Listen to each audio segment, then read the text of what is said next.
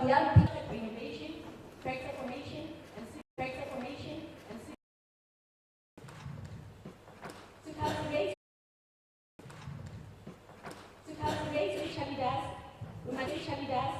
we must integrate lower problem solving into curriculum. Skills development integrates lower problem solving into curriculum.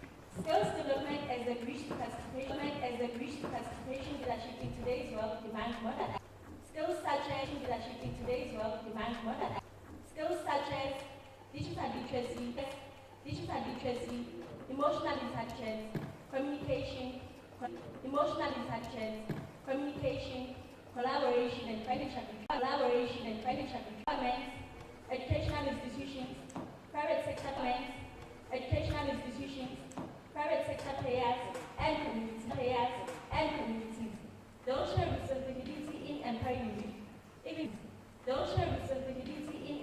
youth. Even though it seems as if the current government is not aware of such development, but should also subsidize new innovation in emerging business that speaks to the mandatory contribution towards the economy itself. Young people are the backbone of every nation and society. They should take priority in investment, regulation, and society. They should take priority in investment plans of every government, and not only be subject to investments track the efforts of the young people of creativity. In conclusion, education and skills development are not optional. In building the prosperous, inclusive group, not to just survive change, but to live it. As a wise man once said,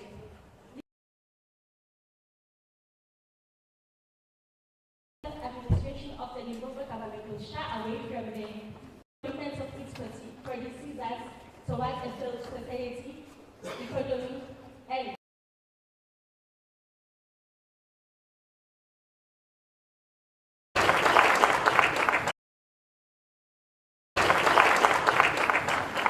very much for sticking to of the minds, because it sounds like we are a bit low. Maybe we can reduce the base and not happy. Representing Council for the Blind, they will be given 8 minutes.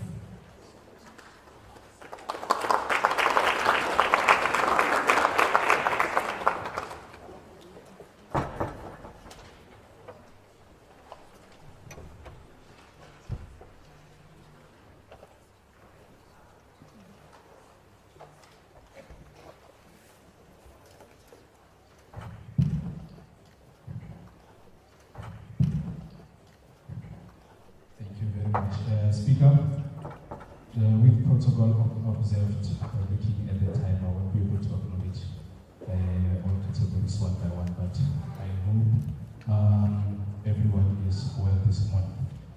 I would like to greet you, honorable members.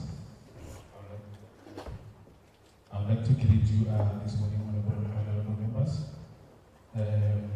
This is one of the greatest day whereby we as youth we are having a chance to express actually how we feel and how we experience the crisis that we come across in this beautiful country of ours, South Africa. This morning, I would like to dwell much on the education that we are receiving from our respective institutions, from all the schools to the teacher levels up to the training institutions. Looking at the reality, there is a lot or so many young people who are graduating, but looking at the economy or the available jobs which are working on our disadvantage. By that, I would like to advise or recommend or even propose to our government that there are a lot of initiatives that we will applaud, that we are really your initiatives. Looking at the agency that you are implementing or that you are tasking to look into the issues regarding the young people, regarding to NYT and other agencies. However, our critical issue or issues with the same agencies that have been tasked to look into our issues and the young people is the evaluation. The evaluation that these agencies did is not enough, or are not enough, because now we are having, please forgive me for always referring to the DA, crying and what about it, but it's fine. The evaluation is not satisfying to a point that all young people are benefiting from this agency, or even other agencies that are tasked to look into our issues. Now, when going to the training institutions, there are a lot of opportunities that are being given to us, but afterwards, what is happening? What is it happening? Because I can go and be trained under a particular training institution, but afterwards not be able to obtain even a single job.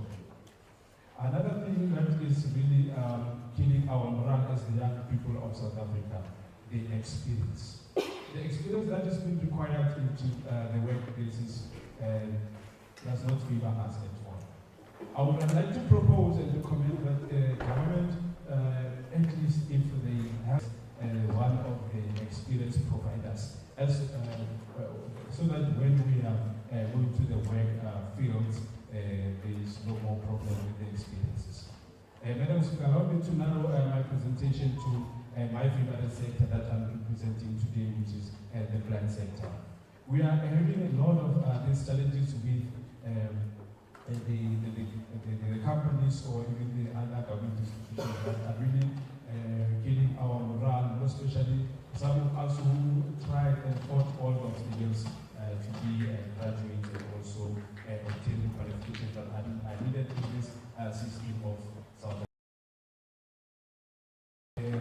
The experience issue is in our constraint. To show our abilities and skills that we can produce in those respective fields. I would like to also urge the young people to also rise and help our government to evaluate all the training institutions that we are interacting with.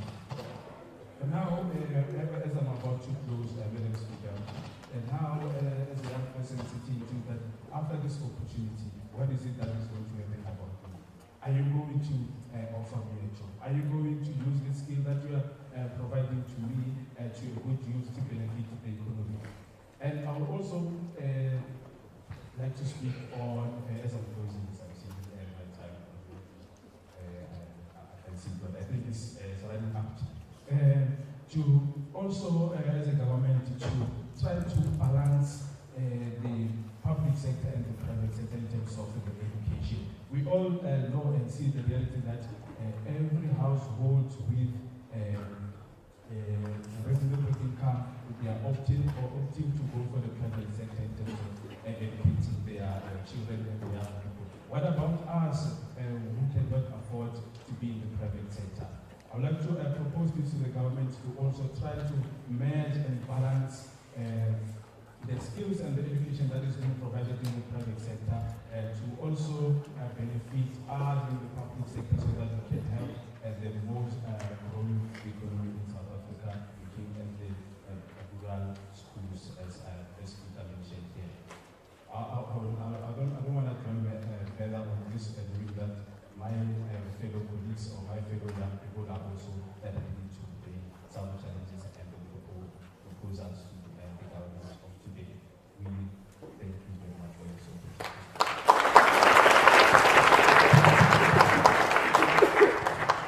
We will now call Honorable Chusos Bokotan presenting the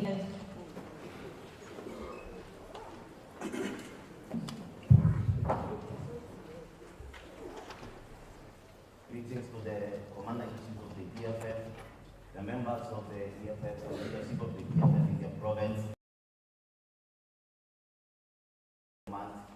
province. My name is Chusos Bokotan, the convener of the EFF. Speaker, ordinarily standing here, we are supposed to have a situation where we discuss scientific breakthroughs or researches of which we have done as a country across young people.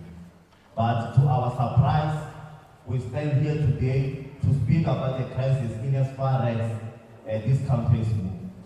It's very disappointing that 81 years post-democracy, we have a situation whereby there is no scientific breakthrough in as far as the skills are concerned in this country. The education system of South Africa over time has proven not to be effective in as far as producing graduates with initially responsive economic demands.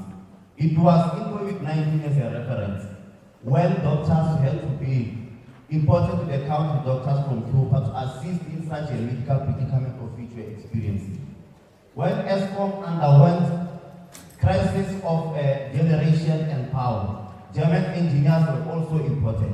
It means that we are a country that is only on imports, we even import human resources. What is it that has to say about our graduate in as far as motivating them to can say, this is the education that we are giving you, and ultimately you shall be productive and offer skills that are required by this economy. Currently, our graduates are resorting to BGCE, which was their primary career of choice. BSc students, per se, majority of them are doing teaching, and then when you look how they wanted to pursue their careers, but can be able to absorb. A graduate in mining or in geology are not being employed due to matters of competence. If you are competent A's and B's, establishing institutions of a public whereby our people will directly be taught skills related to mining. Because our graduates and eliminated students have to go under processes of which are going to enable them to be employed.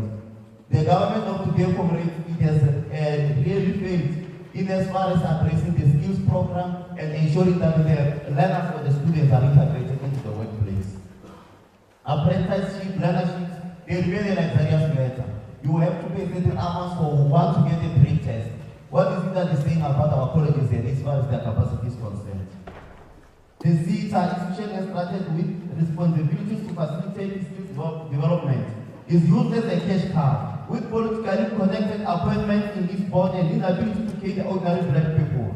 Naked careers from college are left with just paper and unable to integrate into the work field. It is this government of the African National Congress which is failing to open facilities in line with the mineral reserves which are found in this country.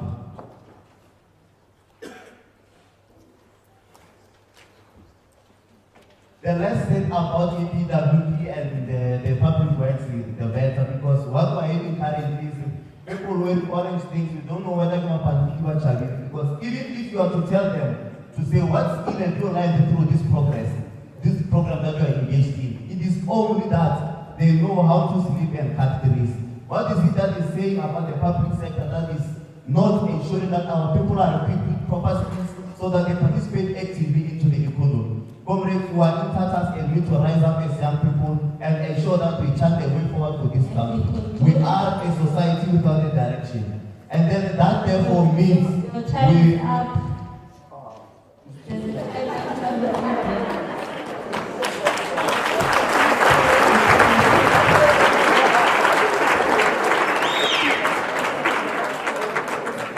We will now have Honorable Siswai Mujapelo, representing the JSF Community Project.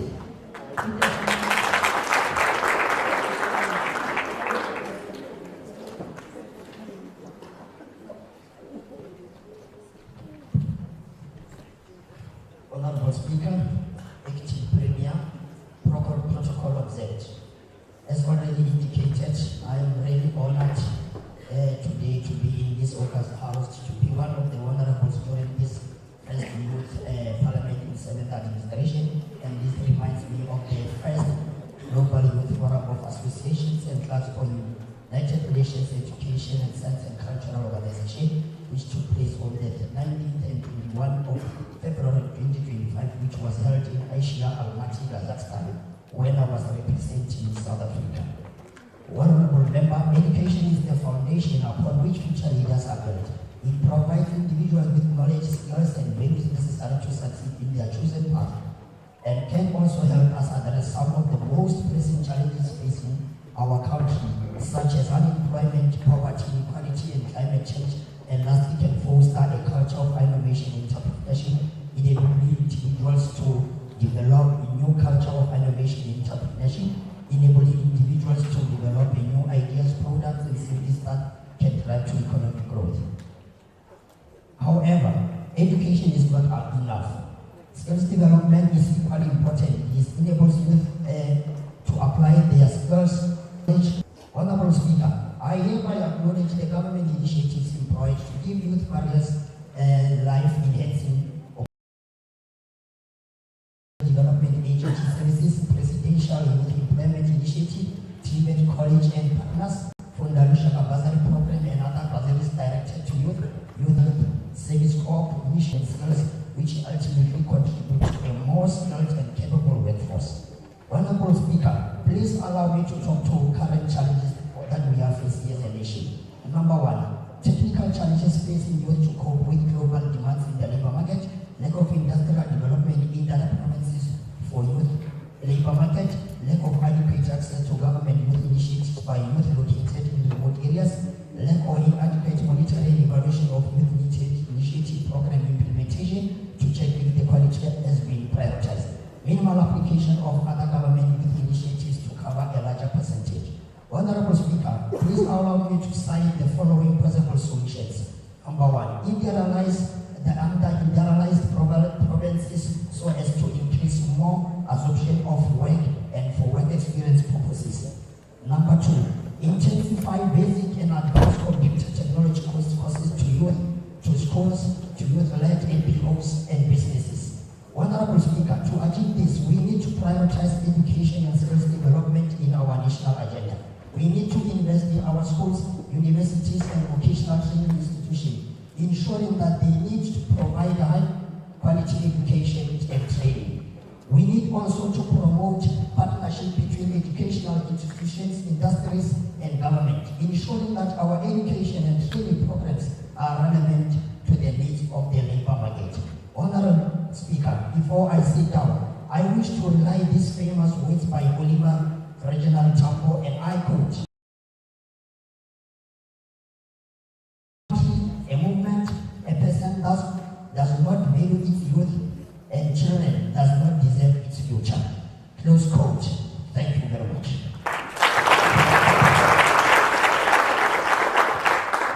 Thank you, Honorable Ricardo. Lasimana will be the next representing the deaf SA.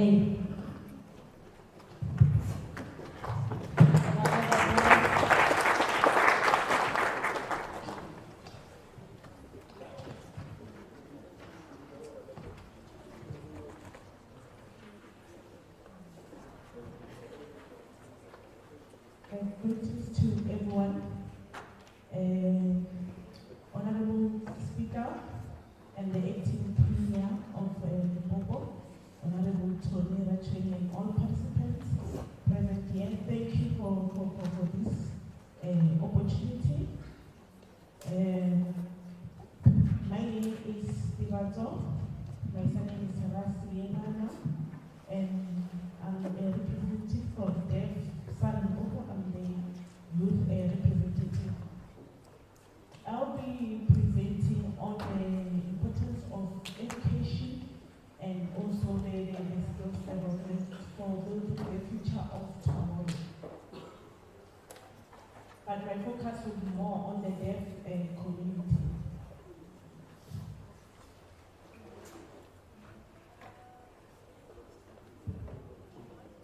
Okay, yeah.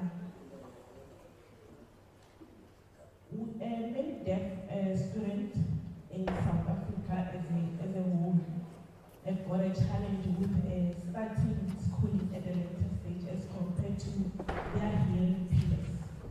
So we need to be assistant on that issue because that affects their foundational development and also their confidence. We need to also, maybe my recommendations would be that we need to have we need to change the curriculum in a way that our deaf learners start schooling at a young age, and we also need to have deaf educators and trained deaf educators as teachers in these deaf special schools.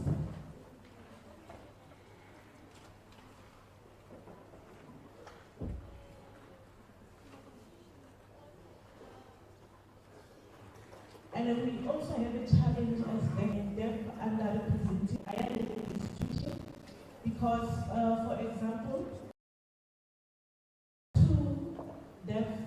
two colleges that caters for deaf learners, namely Waterberg College and Velvet College. They do cater for us as deaf people, but the challenge is that we are only allowed to follow the career in management assistant. We cannot choose any other career.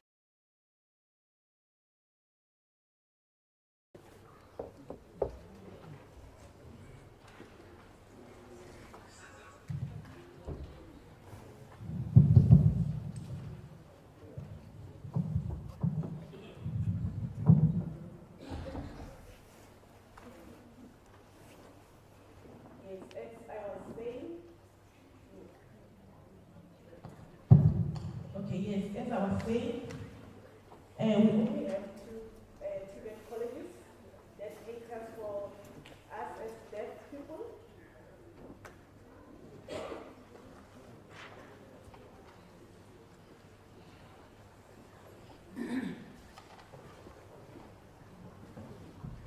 Okay, yes, so we only have two TVET colleges that cater us as deaf people. And as I was saying, we are only allowed to management assistant, and yeah, that's a bit of a problem because we're not given more option, and also, like for example, for hospitality, plumbing, and any other things that we can also follow. So we also recommend that we have deaf qualified teachers at special schools because currently we only have teachers who are dealing with many of them sign language. So it's a bit of a challenge. It's a situation where a deaf learner is teaching a teacher while the teacher is teaching a deaf learner. So it's a little bit of a challenge. And we also recommend that we have more sign language interpreters in different environments, government institutions. Also recommend that government and private sector must also prioritize employing us as deaf people and persons with disabilities at large, because we also have a challenge on that one. We are not hired, and also the last one is that we would like this house as with all TVET colleges are accepting us as deaf people to further any career of our choice. So in conclusion, as we know our government is committed in building schools, let us not only build schools, but let's also build leadership, both hearing and deaf. Thank you.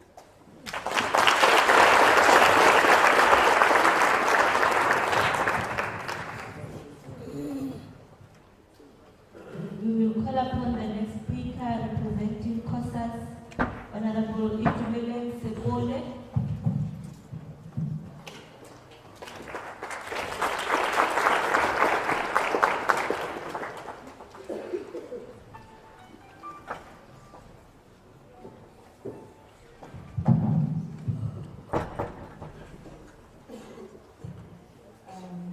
Thank you so much, Honorable Speaker. Through you to the House at large, good afternoon. It is a great honor to stand before you today to share my thoughts on a topic that affects us all. The topic is as follows: tackling societal challenges that manifest through social ills and health issues to build healthy and positive future generations. Now, when we talk about future, we are really talking about our children and the young people who will lead the world to move. But for them to have a good future, we must take action today. Right now, society faces many problems. Some of these problems come from social issues.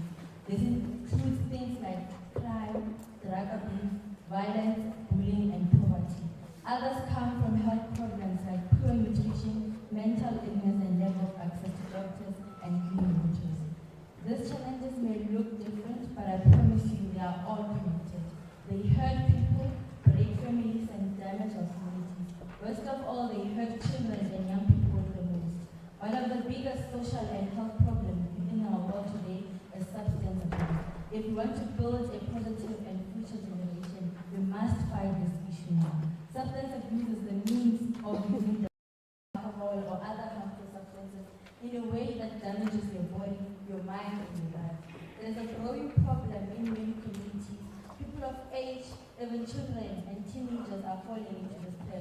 Many young people start using drugs or alcohol because they are under pressure, feel alone, or to escape their problems. Some are influenced by friends, media, or even family members. Others turn to substance abuse because they live in tough conditions where poverty and crime are part of everyday life. Substance abuse is not just a bad habit, it's a serious health issue. It can destroy a person's mind and body. It can lead to violence, accidents, and even death. It hurts communities and holds back the future of young people. We have so much potential. We as young people, the leaders of organizations that represent young people, have a responsibility and we have a big role to play in stopping substance abuse. One of the substantial things that we can do, we can start by doing, is by giving students, young people in particular, a voice. We must give them a safe platform to speak about the problems they face, whether it's drugs at school, peer pressure, or mental health struggles. When students feel heard or young people feel heard, they feel stronger and more confident. We must also create a safe, drug, school-free environment.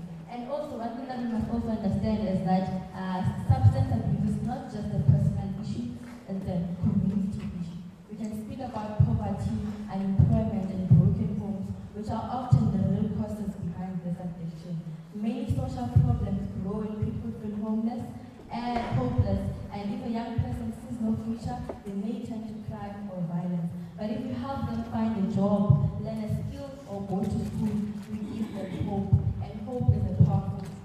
Now you might be wondering that, can we really all solve these problems? The truth is, no one can do it alone, but together we can make a big difference. Every one of us can play a big role. We can speak up when we see something wrong. We can help someone struggling. We can be role models for the younger generation. The problems in our society are real, but they do not have to control our future if we work together to fix health challenges today. We can build a world where health challenges today. We can build a world where I am not apologize again on the topic of the move. So, if you can give him the mic. Can you give him the mic?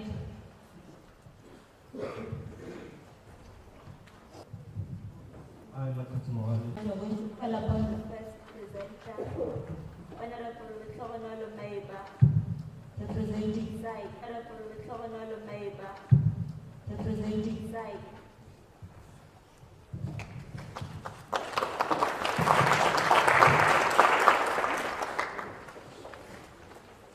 a round of applause, please.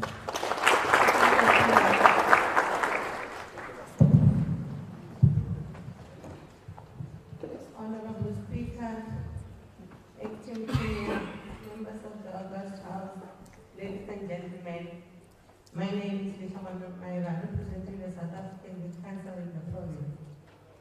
When we speak of skills for change, the world, we speak of sustainable investment, the kind that build public and private value change for employed and empowered youth. Yet in Limpopo, 46.1% youth mock this vision. Today, South African Youth Council demands that this legislation harness sustainable investment not as a buzzword, but as a job creation engine for the youth. Our province boosts mine, funds, and renewable energy projects. Yet youth remains spectators. Why? Procurement exclusion. Messina Mercado SEZ has zero youth-owned supply, despite 40 billion investment. Skill misalignment. The 162 million skills fund training for yesterday's jobs, while industrial demand solar techniques, AI maintenance, and climate-smart agriculture. Financing apartheid. Youth entrepreneurs face 32% loan rates, while mining giants assess green capital at 80%. This is economic injustice. Sustainable investment that includes youth and neither sustainable and no investment. We demand 3 reforms to align the global economic, youth, global sustainable trend, and youth inclusion. Green industrial hub, youth job. Reverse 30% of Messina SEZ contract for youth-led enterprises in recycling, renewable energy, and waste chain. Find partners to create 500 million youth green funds with 10% interest rate.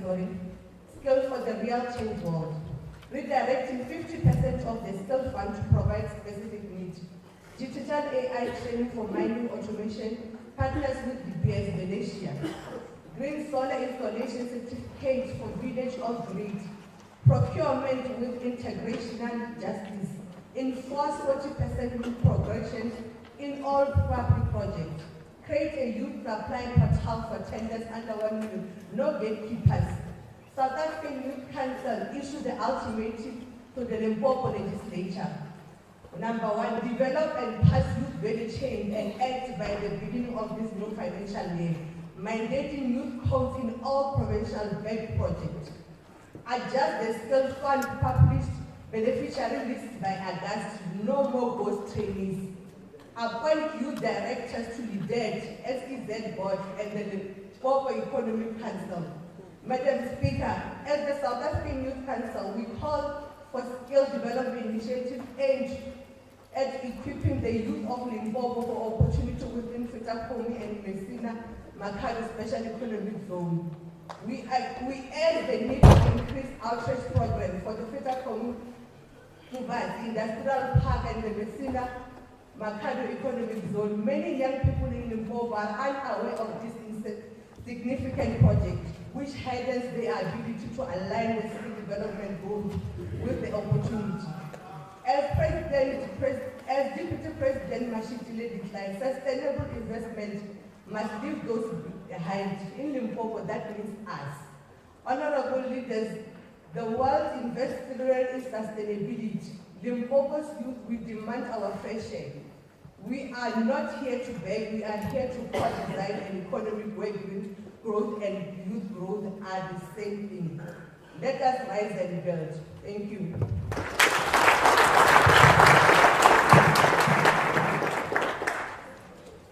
Thank you very much. We are going to call upon Honorable Bailey Baloy to come and present in behalf of His Presence Foundation. What is the point of order for? Because I just called someone to come and present. Am I out of order? Thank you, Chair. Madam Speaker. Just a little bit of intelligence. I'm curious, or maybe you can guide us through this. So checking here on the orders of the day, you are just done 6.1. So I'll come in here to listen to presenters and not engage. That's my question. Because we are going to move, finish, and no engagement. I don't understand. So I want clarity there. I'm here to listen to presenters only, and I'm not going to be given opportunity to also put our input on these orders. Thank you very much. I think I can tell you very well. Everyone who's presenting here, they're representing their youth organization. In that way, they are bringing forth those ideas, they're making an input into what should happen, into what should become the resolutions of this youth parliament. Therefore, they are standing here representing different voices from across the province. Thank you very much. You can proceed, Honorable Malloy Begi. Honorable Speaker, esteemed members of the legislation, fellow youth delegates, ladies and gentlemen, allow me to say all protocol observed. My name is Malloy Begi, and project manager of this present foundation, as led by our founder and CEO, Selelo Ramana, who could not join us today as she is part of the high-level intergenerational roundtable hosted by the Executive Deputy Chairperson of the NYDA with the Deputy President of South Africa. This present foundation is a youth-driven organization based here in Bo. We focus on community development, healing, empowerment, and leadership development for young people, particularly those facing unemployment, poverty, trauma, or social exclusion. As we discuss skills for the changing world, allow me to highlight the urgent need to equip young people not only with technical skills, but with holistic tools that fosters resilience, creativity, and community leadership. At his present foundation, we work directly in townships and rural communities to provide emotional and mental health support through healing cycles and mentorship, life skills and digital training workshops preparing youth for the modern workforce, entrepreneurship incubation programs, helping young people turn ideas into business. Sustainable investment is more than financial strategy. It is a commitment to building a future where economic growth goes hand in hand with social inclusion and environmental stewardship. Sustainable investment means integrating environmental, social, and governance factors into every investment decision, whether by government or private companies. This approach is not only drives financial returns, but also creates long-term value for society and the planet.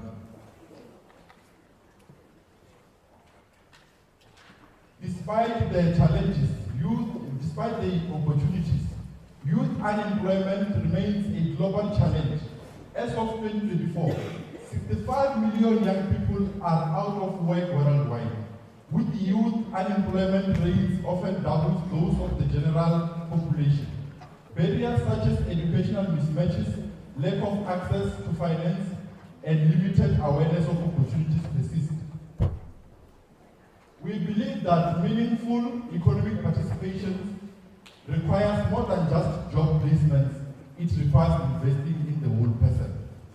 We call upon the government and private sector stakeholders to partner with community organizations like ours to scale psychosocial and vocational training hubs, support the inclusion of emotional intelligence and mental wellness in TVET and public education curriculum, create more access to public procurement and enterprise funding for youth-led initiatives in rural provinces like Limpopo, promote youth participation in public and governance youth councils and parliaments ensures that young people have a voice in shaping the policies that affect their life, fostering ownership and accountability. Honorable members, sustainable investment is not just a financial imperative, it is a moral one. By integrating youth into every stage of economic development chain value, we can create a future that is prosperous, inclusive, and sustainable for all. Let us commit to policies, partnerships that empower young people, unlock their potential, and ensure that no one is left behind. Together, we can build economies that work with youth. And in doing so, for everyone, we echo the words of the Executive Deputy Chairperson of the NYDA, Ms. Karam Mwale, at the June 16th commemoration that says young people are not looking for handouts or favors. They want to be given a chance. And we say youth are not waiting to be saved. Indeed, they are ready to lead, to build and innovate. What is a system that believes in them and initiates in their growth. Let us not empower youth to work, but empower them to transform the world.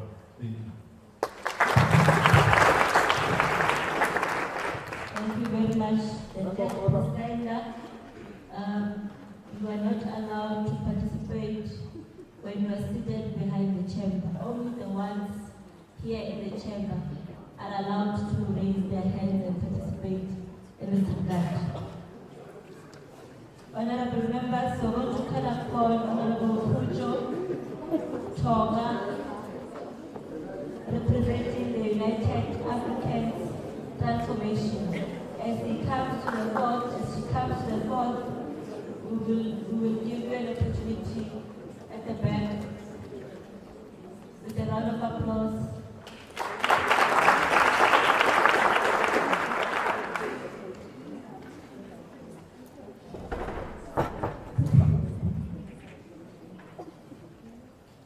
Thank you, Madam Speaker. Honorable members, esteemed guests, and respected colleagues, my name is Pujo Toga, representing UAT in the province, Khozo Ma-Africa. The United African Transformation has been vocal about the economic marginalization of South African youth, particularly African youth, because of historical injustice. Today's youth is trapped in a cycle of waiting for callbacks, internships, and meaningful employment that often never materialize. Despite government rhetoric about inclusivity, the system in place continues to exclude young people from real economic participation. This is a national shame that failed to address the lived realities of ordinary youth. It is a privilege to be here as a voice for Limpopo youth, passionate, capable, and ready for change. This moment is not just a presentation but a call for us to align our actions with urgent needs of young people. Now, let's briefly reflect on the challenges and move towards bold, practical solutions for empowering youth in our province. A sustainable investment economic development value chain driven by public and private sectors collaboration can create significant employment and procurement opportunities for youth.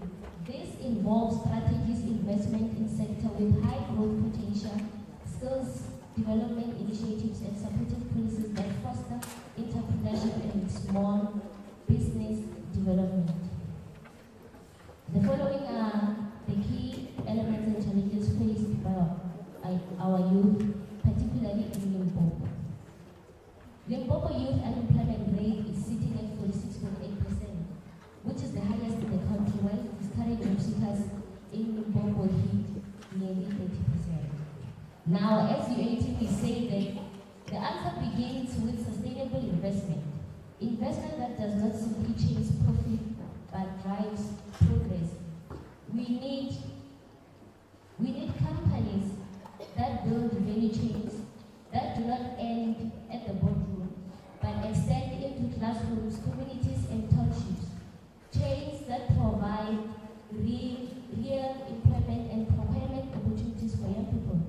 Imagine a supply network that prioritizes youth-owned enterprises, public-private partnerships that incubate young talent, offering apprenticeships that lead to jobs that are real, not similar.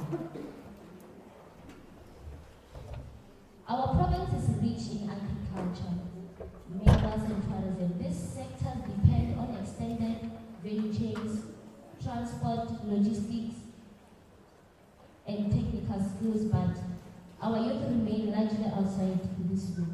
We do not lack ambition or ideas. We lack pathways, mentorship, and procurement inclusion. And that is not by accident, it's by intention. Why are tenders processes still intimidating and difficult for first-time youth buyers? And when will training shift theory to mandatory skills? Let's build an ecosystem where sustainable investment fuels entrepreneurship. Let us craft procurement strategies that reflect the diversity and energy of our nation's youth. And let us forge ahead, not as isolated sectors, but as a collective force committed to inclusive prosperity. As UAT youth, we say this with respect, but also with resolve. Progress without inclusion is just a performance. We are not a lost generation, we are locked out generation, and this legislature holds the key. As UAT, tomorrow's future will suggest the development of youth development strategies that entails the following, amongst others. land ownership and full utilization by youth enterprises and organizations. Skills alignment with local sectors and launching of agri-processing apprenticeships, mining and renewable energy training hubs. In closing, we say, let's commit to doubling digital skilled youth, having discouragement rates and building a Limpopo where every young person can discover their purpose, power, and potential. Because when we invest in skills today, we invest in the prosperity of tomorrow. Thank you.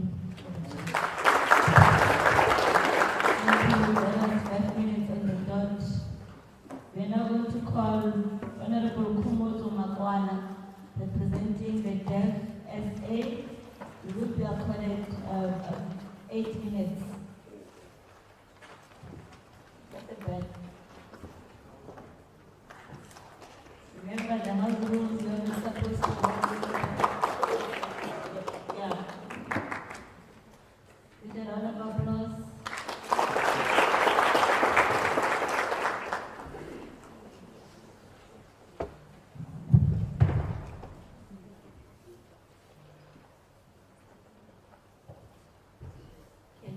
Can we have the interpreter assisting us?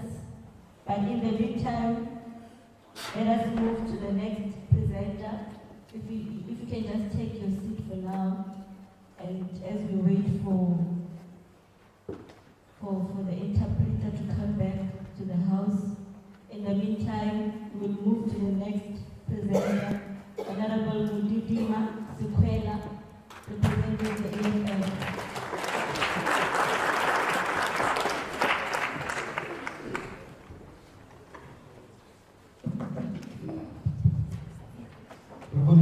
Greetings to the Commander-in-Chief and President of the Economic Freedom Fighters, Julius Solomalema in absentia, the party leader of the EFF in Limpopo, Honorable Lawrence Makowu, and the Chief Whip of the EFF in Limpopo, Honorable Kotatu Mkwara, and all members of the House.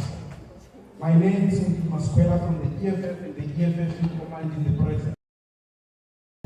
The public sector through government must build and increase the capacity for creation of jobs and economic development purposes. Government must have the capacity to render its own services by employing qualifying and capable young people within our society to execute such services. This must be done as a form of insourcing workers who are currently exploited by tender systems. Security guards and cleaners, for example, must be insourced and work direct for public institutions with benefits such as medical aid and pension funds. These security guards and cleaners are parents to young people. Therefore, this will have a positive impact on the livelihood of young people and their economic status shall develop. Through doing away with tenders, young skilled people will also benefit when public institutions need services such as maintaining the roads, street lights, and etc. These services do not need to be given to a company which will benefit through the efforts of young qualified people. Instead, government must create permanent posts for qualified individuals to execute those services without involvement of a middleman. We must increase capacity in institutions of higher learning as it is evident enough that our learners pass qualitatively in huge quantity. Currently, learners complete matric and fail to get admission in institutions of higher learning and due to limited spaces available, and this leads to young people running around the streets and end up venturing in crime, alcohol and drug abuse. We also advocate for the opening of the abandoned Dibumberi Teaching College, which is located in Mupani, in Tzane, in as far as increasing capacity in institutions of higher learning is concerned. This will also lead to economic development and job opportunities in the Kuampua area. The ANC-led government failed to maintain the Dibumberi College as it used to produce scholars in the previous years. As a form of ensuring economic development prevails, government must support small businesses when it purchases its goods and services. The food that is eaten in hospitals, prisons and schools, for example, should be purchased in all local small-scale farmers within the jurisdiction of the public institution purchased for. Supporting local businesses will be as a form of empowering them to growth, which will lead to job creation as demand will be high and supply and therefore increase as well. Available programs of government which seeks to empower young people like NYTA, PYEI, NPMNN, YCF, and so forth do not reach to the ground where they are young people lacking information. And with the current status quo, information is on internet, which is something young people lack access to in majority. Therefore, we demand Limpopo legislature hand in hand with the Department of Communications and Digital Technologies the expiry of data and airtime. We do not want data to expire. With data being extremely expensive like this, it becomes difficult for young people to access information which seeks to liberate and develop them economically. To the acting Premier President here, the Speaker, we want to reiterate our message that we do not want data to expire as young people. And we reiterate it again, that make it your mandate to make sure that network providers scrap the expiry of data. Because data is ours, it is purchased by us, and it is not a perishable goods. So therefore, there is no need for it to expire. With the current status quo of our economy, we do not accept network providers to pressurize our people with the expiry of data and airtime. Our people are not working, our people are not receiving any form of salary. Therefore, please make it your mandate, primarily objective, that data do not expire so that young people receive access to information. Thank you very much.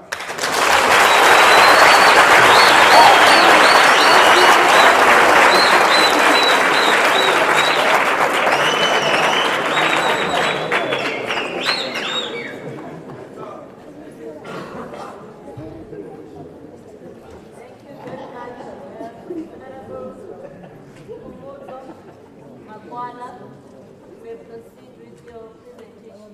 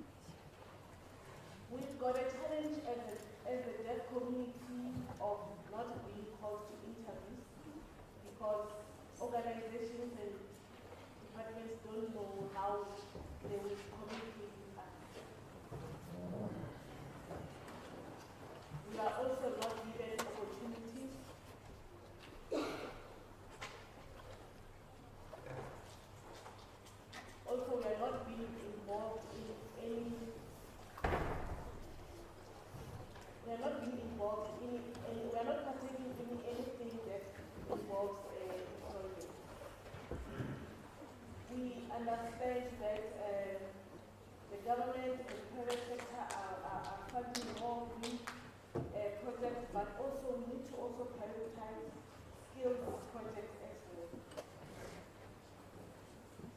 So we as the deaf community and the persons with disabilities as large, we call upon government to include us in everything. We also call upon government and the private sector to also support inclusive entrepreneurship. We also call upon the government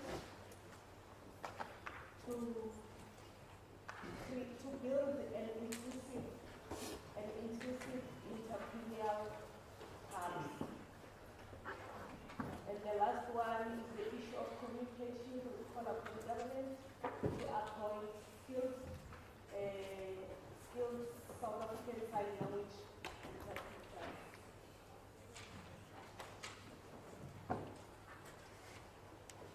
And in conclusion,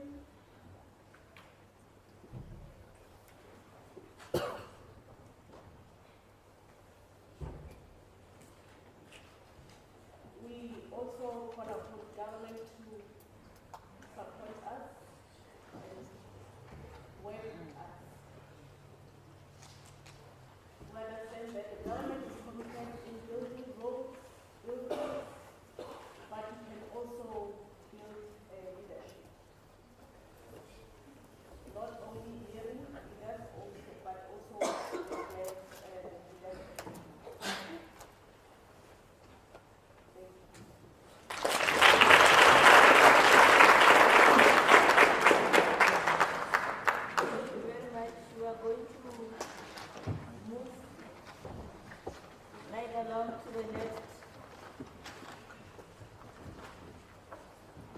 The next topic, we will allow the member of the subcommittee to move for the topic.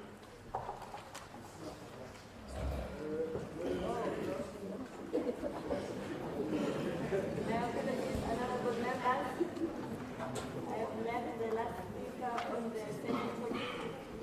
Can we allow Honorable Receiver Serowa to come present on behalf of the African National Congress this week?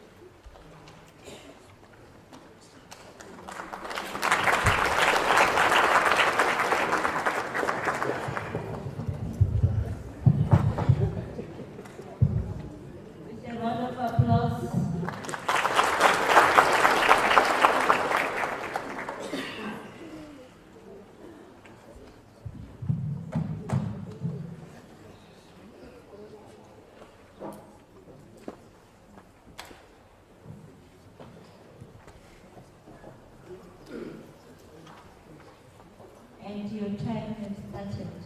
Honorable Speaker, members of the August House, distinguished colleagues in the struggle, my name is Law, Civil Deputy, the ANC. Honorable Speaker, it is both privilege and honor to speak today on the marginalized at the very heart of our province speech.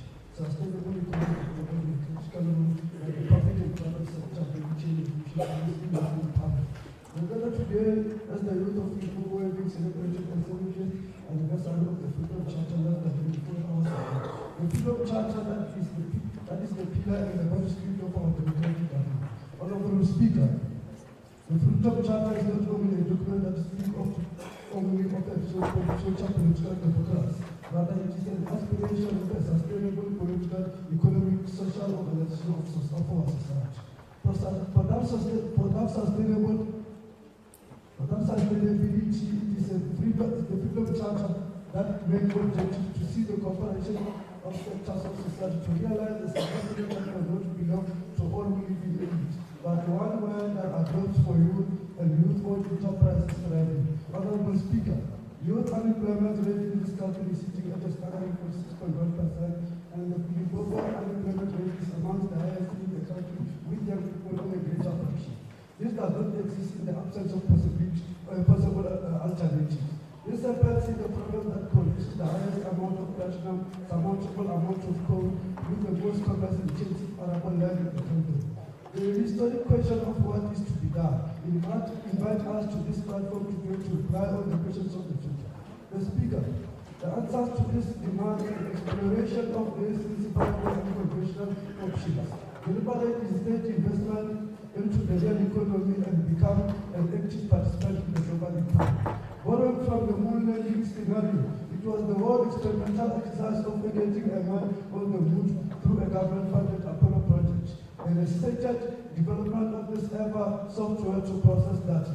The government's deliberate and purpose-driven expenditure on key projects unlocks the innovation in the private sector and all sectors of society, and these are positive spillovers necessary for today's economy. The creation of jobs. The Limpopo government must be able to industrialize its economy, taking advantage of the rich mineral complexity and potential economic sector diversification in the aim of using this most advanced competitive system.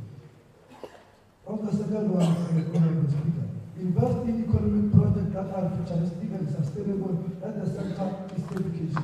The World Economic Forum's report on the future of jobs has made a finding that we call jobs or youthful empowerment in the form of administrative clerks and secretaries are faster reaching their sell-by date.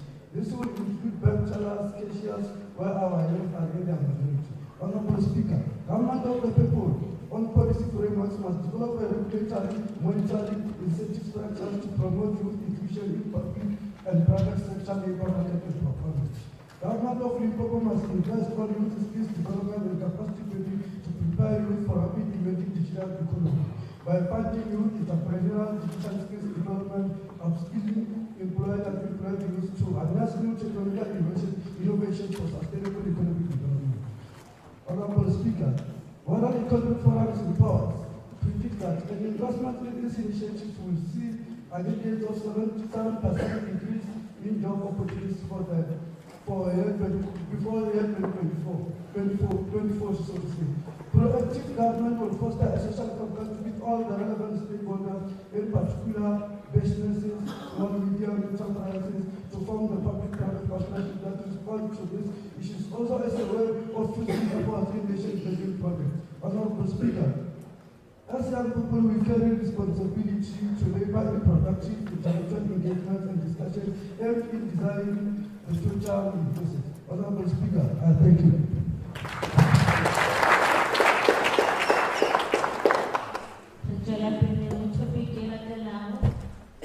We're going to allow the member of the standing committee to move for the topic. Yes, you're noted. Can you be assisted with the mic?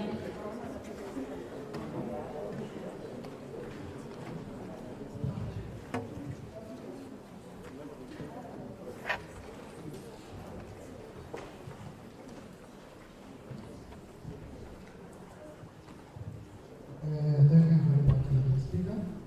Through you, Mr. Speaker, I would like to propose that on the order paper here, I'm seeing that we are moving in a perfect speed, but yet I would like to propose that we create a platform whereby all the delegates here, at least, has to engage, because we cannot let less people in here and not have debate, because each delegate here is here representing their own people. So it can't be that we discuss all the issues that we do. Prisoners are coming there one by one, they're telling us what we do.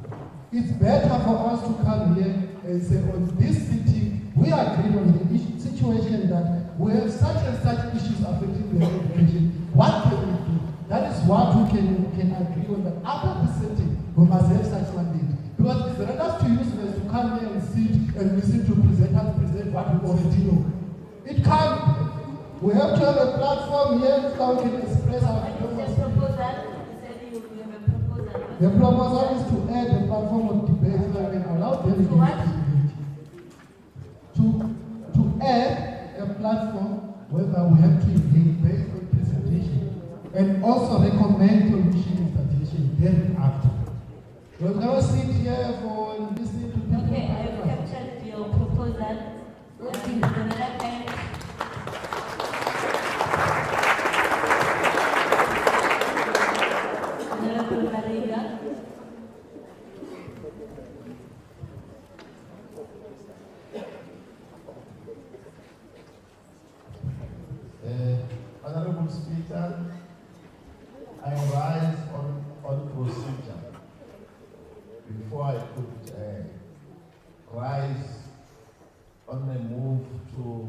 present the next topic for Parliament to discuss. Honorable Speaker and all members of this youth parliament present here, I was pushed to present on the purpose of today's parliamentary session of the young people in Limpopo. One of the critical components I mentioned during the presentation of the purpose of the session, I have indicated that the provincial legislature in Limpopo is affording young people in Limpopo, one, exposure, two, experience, three, teachings of how democracy operates in the respect of responsibilities of the provincial legislature. In that context, Honorable Speaker, in Parliament, we have this engagement called debates. So the debate in Parliament does not take a form of exchange, your word and my word, Damina, Dawe. A debate is presented by individual formations of organizations that represent their own people. Where we are, every identified speaker is speaking representing a constituency of the organization or the civil society setup that they belong to. So what then happens, you present, that is what is called a debate. And when you are done debating or presenting, your debate is captured by the legislature, and whatever is submitted is what is going to constitute what this legislature put together in the developmental stage of the rules and policies that must assist young people to propel their ambitions and their wishes in the society in the respect of economic participation or any other form of participation. So all speakers present here, do not take offense, do not feel bad. This is how Parliament debates. With that said, Honorable Speaker, for your permission, may I now rise to present the next topic for this August House to debate, if you so permit. Yes, proceed. Thank you very much, Honorable Speaker. I rise to present a topic that is enterprise development as a catalyst for economic participation for the South African youth. Thank you. I so move. Thank you very much, Honorable Maringa, and for the clarity that you've just given, that there's a nature and a form of which how we handle our debates here in the legislature. That being said, can I have a second for the move? The Honorable over there, can she be given the mic?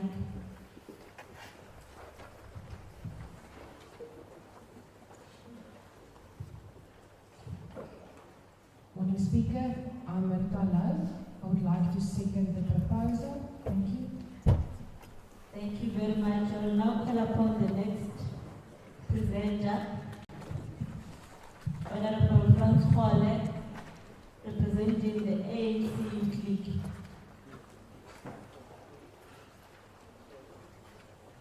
In the absence of Hole, do we have anyone delegated to represent the ANC Youth League in this regard?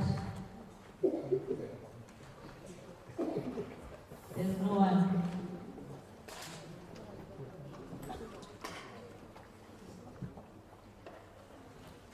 It goes once, twice, then we pass. We'll now move to the next speaker, Honorable Pula Muloku from the DPSA. Is Honorable Pula here? Oh. So we'll allow you to present from where you're seated, and you are given 8 minutes. Honorable Chair, members of the Youth Parliament and fellow young leaders. My name is Moloko Pula from DPSA, Disabled People South Africa, Victoria. Thank you for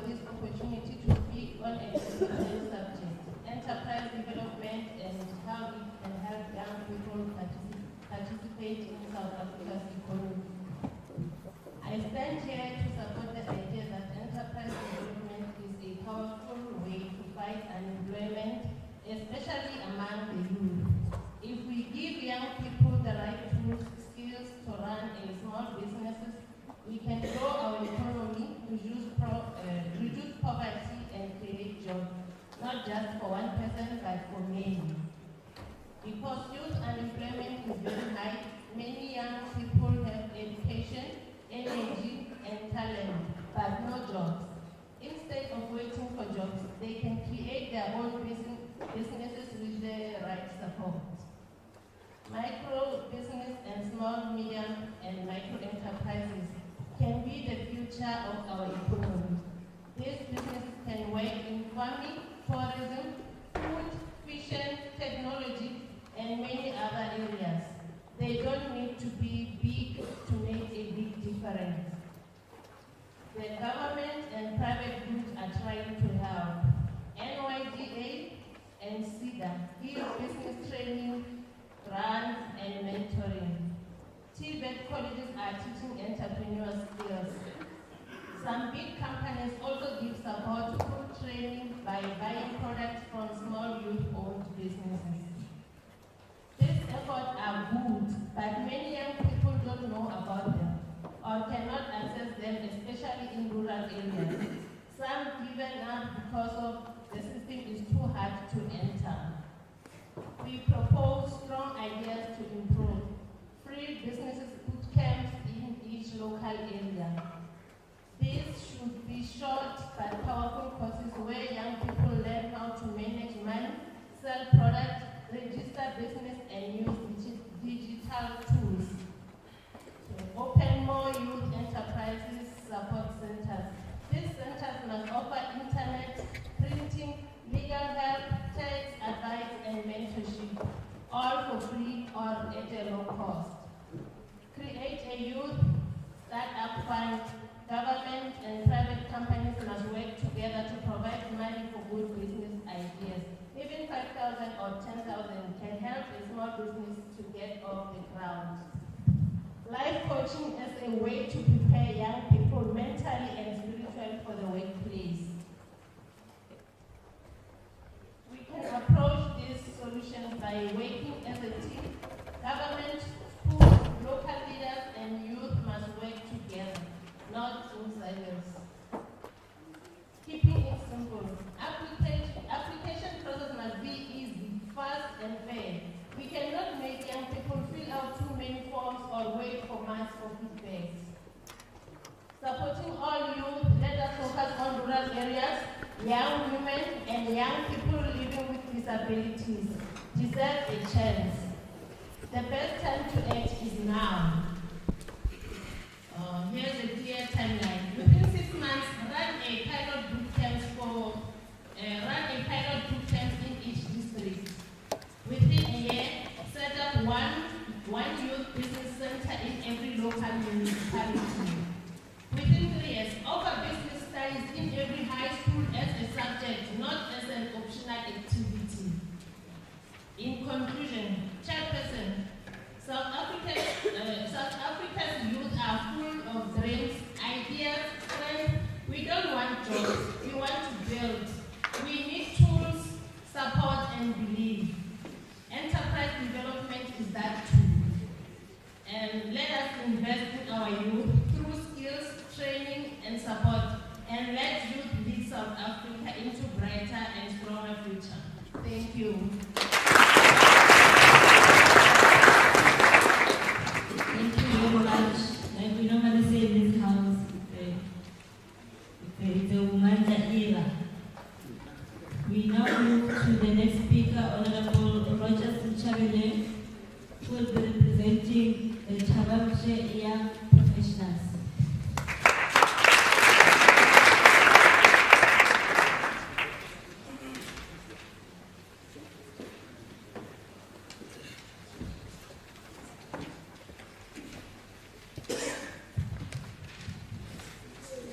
Greetings, Honorable Speaker, the Acting Premier, Speaker of the Purple Legislation, honorable members Saradiye.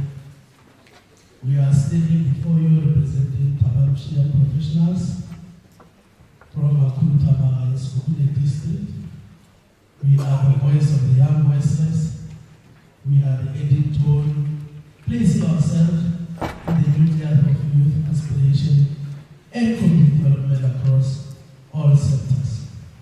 Honorable Speaker, we are just 70 years and plus 1 day since the adoption of the Freedom Charter, less than 4 months towards the G20 summit, and exactly the same hour with the Minister of Small Enterprise budget vote presentation in Parliament.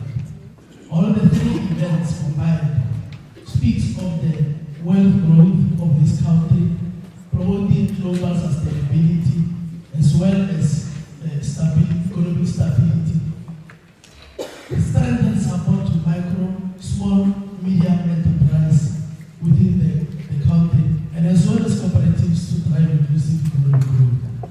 All this speaks to the center of the youth tasks in terms of finding themselves. We are charged with the responsibility, honorable member, that we speak to development of enterprise as a catalyst for economic participation. And we need not to forget that this is in contrast with the beautiful policies and the resolution that stood for decades, but we are expected to speak to implementable resolution within a year. It is true, honorable members, that BEE policy, a very beautiful policy, which is aimed at historically unlocking the inequalities that have been put to us by the apartheid. But more so, it must be used as a door-knocking phrase, not just a door-knocking phrase, but as a transformative mechanism to stimulate economic growth, foster innovation, and create opportunities. Just 24 years back, President Begin declared Sekule as a nodal point. A research that was made through the local economic development, mining, agriculture that is found on the land of Sekule. And today, speaking here, we can assure you that the whole province, if not the whole country, is experiencing that. And the hub of this is the enterprise development.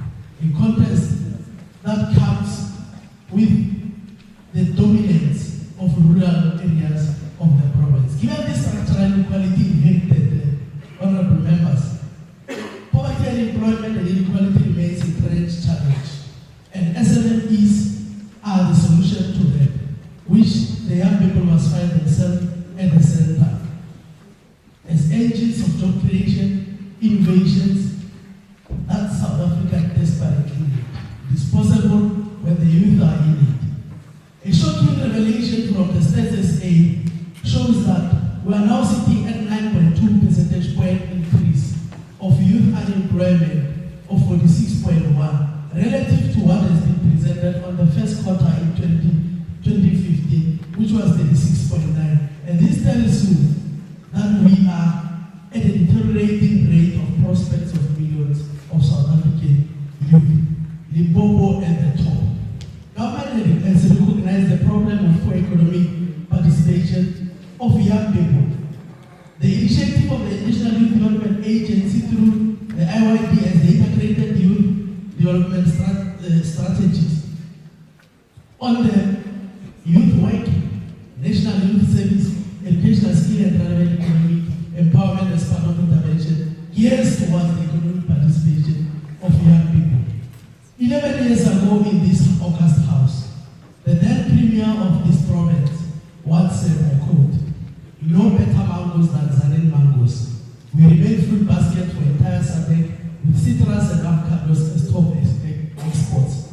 The assertion spoke against the wither of agricultural colleges, the paucity of support to street vendors, the street vendors in Chakuma, in Musina, in Florida, in Marble Hall, and not forgetting the heritage Zibitiela citrus, to mention few. These statistics embodied, Honorable Speaker, a dream deferred by a system you ought to take collective ownership of. A system that allows young to take the bench a system, Chair. Your time is out.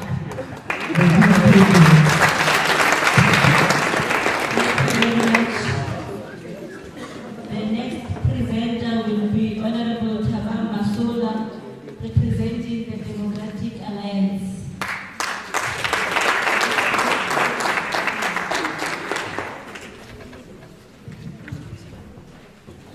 Let me first greet our Speaker, Honorable Speaker, and the Mayor's presence, MEC presence, and members of this House be greeted. Speaker, I am Taban, representing DA. We as the nation will never forget the youth who stood up with tremendous courage and bravery to take on the government on June 16, 1976. The years was a stand for quality, freedom, and opportunity to create a future of their own making. Almost 50 years on, we celebrate them while we mourn the losses of the day. But 50 years on, and despite the bravery of the youth of 76, what is the reality of the youth of today? The expanded unemployment rate in Limpopo stands at an appalling 48.6%, the second highest in South Africa. Nearly half of our citizens do not have work or have lost all hope of finding it. This includes millions of us, the youth. Honorable Speaker, according to the labor force participation rate, which sits at almost 58%, nearly half of our people have been pushed out of the job market entirely, and it is shocking. In today's reality, many of the youth in Limpopo have still achieved that have not yet achieved that bright future, and in the current situation, many have lost hope of finding one. The situation in Limpopo leaves us little hope, and the elite seems not to care.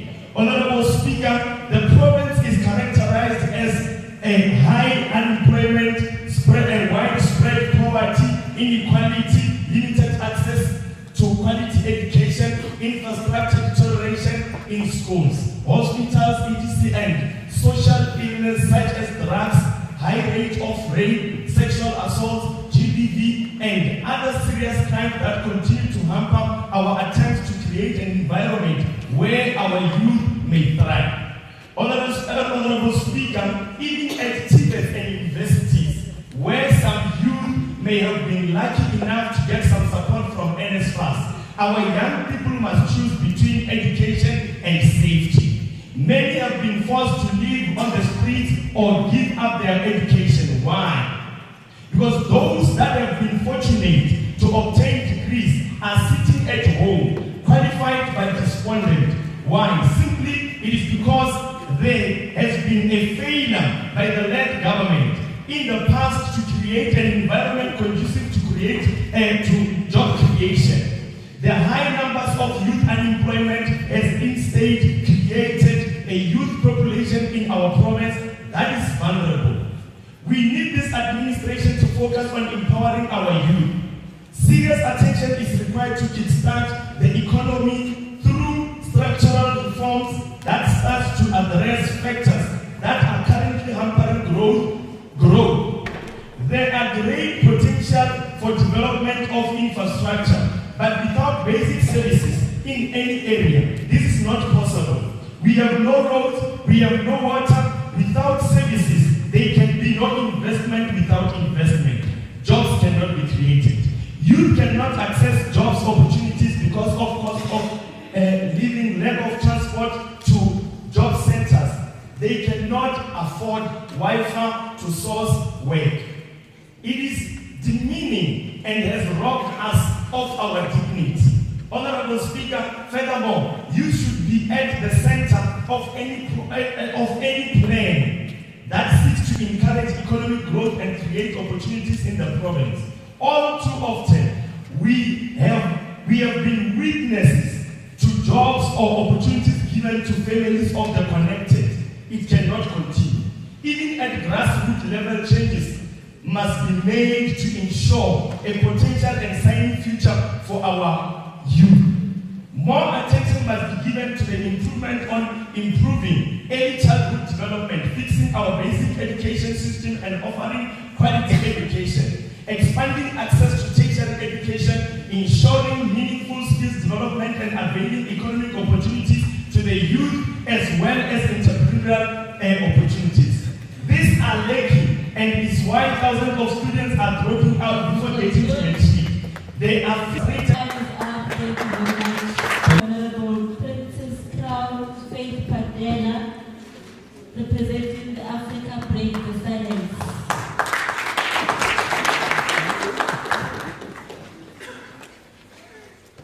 Speaker, Acting Premier, I greet you all in the powerful name of freedom and justice. Am I audible? Yes. Thank you. This morning I spoke to King Haji, and he said, pass my greetings to all the youth of South Africa. Tell them that they must be part of Sakotso Trust because there is money. We have 32 trillion rand per annum in our name. You and I, my brothers and sisters, are powerful, dynamic entities that drive the economy. We are entities and we are enterprises. So, there are three types of enterprise that I'm going to talk about. The first one is the individual enterprise, the organizational enterprise, and the government enterprise. Since we are born, Madam Speaker, until we die, enterprises are making money out of us. A government enterprise has got three levels. We have the local municipalities, the provincial legislature where we are, and National Assembly. To develop government enterprises, the first thing that you must do is voter education. Then, elections. Voting is crucial because those whom you vote for are supposed to be in charge of the economy. If you say you're not voting because you're dissatisfied with service delivery, that is not the way to do it. Young people, are you listening? IEC has discovered to their shock that amongst the people that are eligible to vote in South Africa, the majority of them is young people, more than 60%.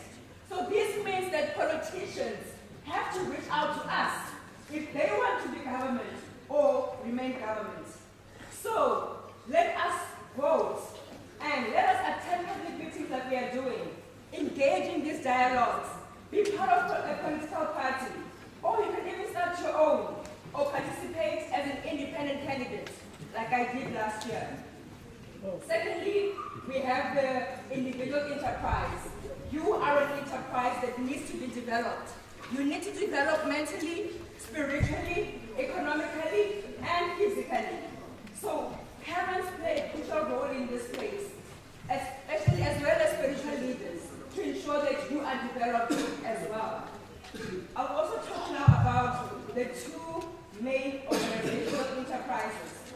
We have the profit-making enterprises and the non-profit-making enterprises. So I'm a government auditor by profession. I call them money-chasing enterprises and non-money-chasing enterprises. So a money-chasing enterprise is a business that focuses on revenue. And a non-money-chasing enterprise is like your churches, your social and sports clubs. Amongst you here, who would like to have a money-chasing enterprise? By show of hands. All right. And who of you would like to have a non-money-chasing enterprise? All right. Honorable members, they are both important. So when you have a business, your business can support social development. How do you develop organizational enterprises? Firstly, give your best where you are working, even if it doesn't pay. Remember that one day you may decide to have your own enterprise. So be the employee or the volunteer that you would like to have. And don't insult your employers. Rather, praise them. Praise your employer. It's called job security. Lastly, a great enterprise is an enterprise that develops other great enterprises. Don't just be successful.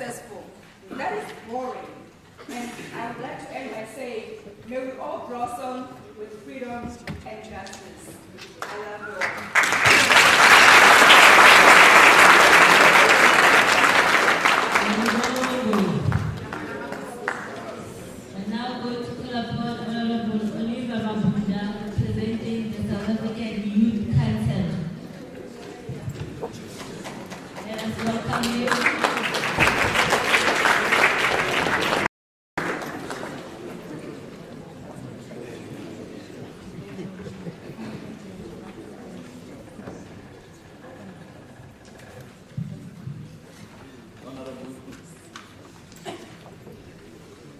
Speaker,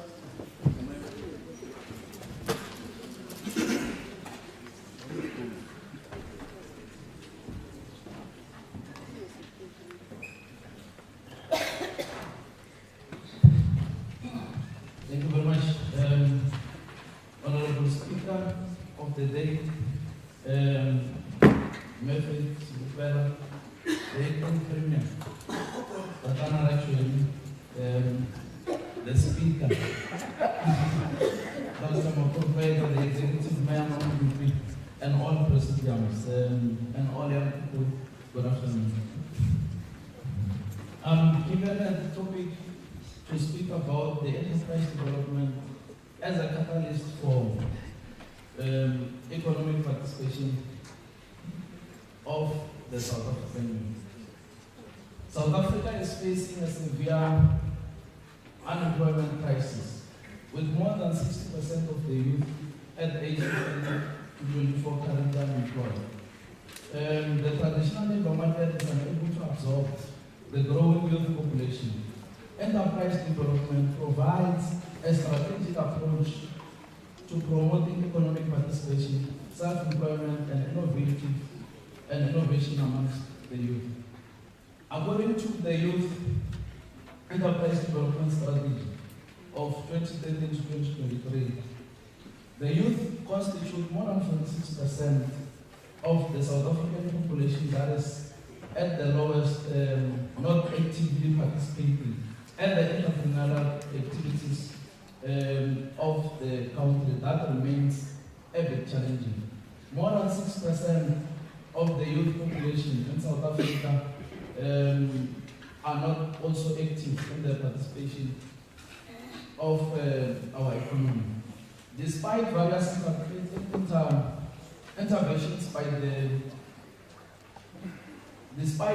interventions the South African youth continue to face structural barriers to unemployment and entrepreneurship, limited access to finances, insufficient entrepreneurial education, fragmented support on the ecosystem that hinder their ability to start and sustain businesses. A focused, integrated approach to enterprise development is necessary to unlock the youth potential and drive inclusive growth in our country. The enterprise development recognizes the BBE framework, NYDA, CIFA, and many other entities. But to be honest with you, sitting here, it is very difficult for a young person to access those entities. And that makes it a bit and a serious nightmare for young people to be funded in the process of their participation in the economy. The skills development, that includes entrepreneurial training in schools, TVET, and university curriculum. We must promote experiential learning through incubators and mentorship. Because only in incubation, young people gain access, they are not prevented by anything in terms of accessing everything. Because it's very difficult to access funding, that barrier is created. But with incubation, they are taken from the bottom ground up until the last level. It is very important for this country to improve on the leverage of technology. To develop a digital platform for young people to apply on the internet, expand e-commerce and mentorship. Because in the countries such as China, e-commerce is far advanced. You sell your product while you are at home, and it increases economic participation. Because most of the young people here, they are in the comfort of their smartphones, and if they are given an opportunity, they can do better, given that understanding. It is very important for us to understand that the increase in the youth-owned business, it's a formation of a sustainable empowerment of this country. It's more inclusive the more inclusiveness and diversified economic growth, it is dependent on the young people. And in conclusion, Madam Speaker, Ho Chi Minh and the leader of the Vietnamese people has expressed the enterprise development not as a mere economic intervention, but a catalyst for societal transformation to unlock full potential of the youth. And it's very important for us. Thank you very much. As I conclude, it is very important for this youth to actively participate in the economy.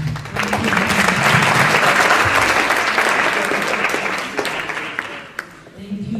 We will now move to the next topic. Before we move into it, we will get the members of the Standing Committee moving for the topic.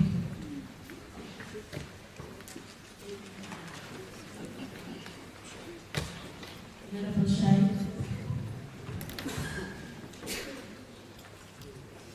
Thank you very much, Honorable Speaker. I rise to move for the topic heading societal challenges that manifest social needs and health issues to build healthy and positive future generations to be debated in this August. Thank you. Can I get the time to second Honorable Madina? Madam Speaker, I rise to second the move to have the topic presented by Honorable Shah. Thank you. Thank you very much. Now call upon Honorable Mahlatsi Mohale, representing the Young Community League of South Africa. With a round of applause.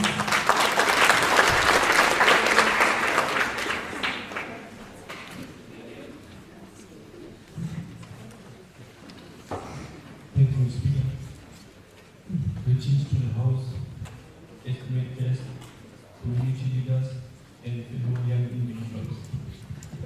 I'm Mahlatsi Mohale. I'm here to be representing the Young Community League in the Limpopo project. Our world is evolving at an astonishing pace. I recently met a young, exemplary man named Daniel, who aspired to be a software engineer. Unfortunately, he left school at the age of 16, not due to lack of ability, but because of his succumb to drug addiction influenced by peer pressure. What if he had access to the right resource and support before the situation escalated? The experience of Daniel are not isolated.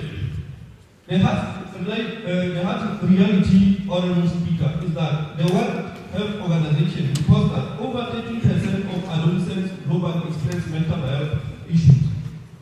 Depression ranks as one of the top causes of illness and disability in Europe, while suicide is the fourth leading cause of death in this demographic. We witness trouble increasing in our communities, include substance issues amongst teenagers, gender-based violence, especially against girls and young women, teenage pregnancy that disrupt education and future aspirations, lifestyle-related diseases such as diabetes and hypertension arising from poor nutrition and inactivity. Once again, I ask, how can we safeguard our youth from these threats instead of enabling them to flourish? The solution lies in empowering them in good skills. This must be practical, transformative skills that enable them to overcome challenges and take charge to their future. Number one, through empowerment, comprehensive health education. Let's start with fundamental health education. In numerous young people lack access to accurate information about their bodies, mental health, and rights. We must integrate education on mental health, sexual reproduction, health, and addiction prevention into our schools. Secondly, we must empower them through skills, value-based learning. We often instruct young people on what to think without teaching them how to think critically. We should prioritize essential life skills, emotional intelligence, conflict resolution, communication, and leadership, along with instilling values like respect, empathy, and accountability. These are essential that empower young girls to resist peer pressure and enable young men to reject violence progress, creating a principled and productive adult. Number 3, through economic participation. Now let's discuss economic aspects of poverty and frequently underline the social issues. When you face jobless and lack skills, they often feel frustrated and hopeless. However, when they equip with the practical skills from digital literacy and coding to agriculture, design and entrepreneurship, they will go into payment rather than the mere consumers. Let's support youth-led enterprises. Let's provide them with access to funding, mentorship, and markets. Let's empower them to take action, not just to speak up. Number 4, we must use technology to build, not dismantle. While social media has offered youth with a platform and is an open door to cyberbullying, unrealistic comparison, and misinformation, we must impact lessons in digital responsibility. Let's assist young people in using internet to develop their personal brands, discover opportunity, and share their stories in a constructive manner. Moreover, we should advocate for tech environment that protects and empowers rather than exploit. Lastly, comrade, to collectively responsibility, young people cannot navigate a journey alone. We need to all encompass the societal effort. We require parents who connect with love and understanding, educators who teach beyond syllabus, policymakers who invest in youth well-being and prosperity.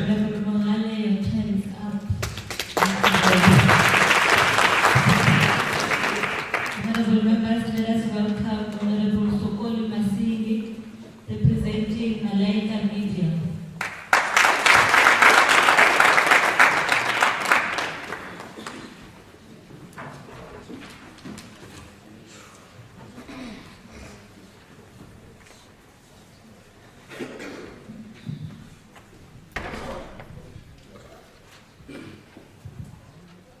Honorable members of the legislature, the fellow youth, and the esteemed guests, today we have gathered to discuss a critical issue that affects all of us.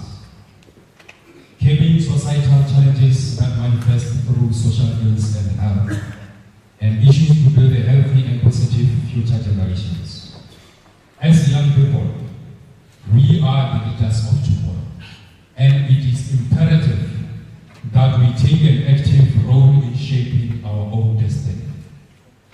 Currently, many of our youth are plagued by social ills such as substance abuse, crime, and risky behavior.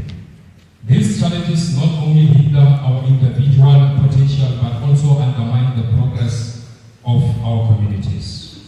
However, I stand before you today to propose a narrative that empowers youth to shift from these negative trends and actively participate in sporting and social activities that promote healthy living and talent development. So, what is currently being done? Our government has initiated various programs aimed at youth development, such as skills training initiatives, sports development programs, and social support services. However, we need to do more. We need to create an ecosystem that supports our youth in a holistic manner. We need to improve on the following solutions that I have suggested. Increase funding for youth development programs that focus on skills development, mentorship, and job creation.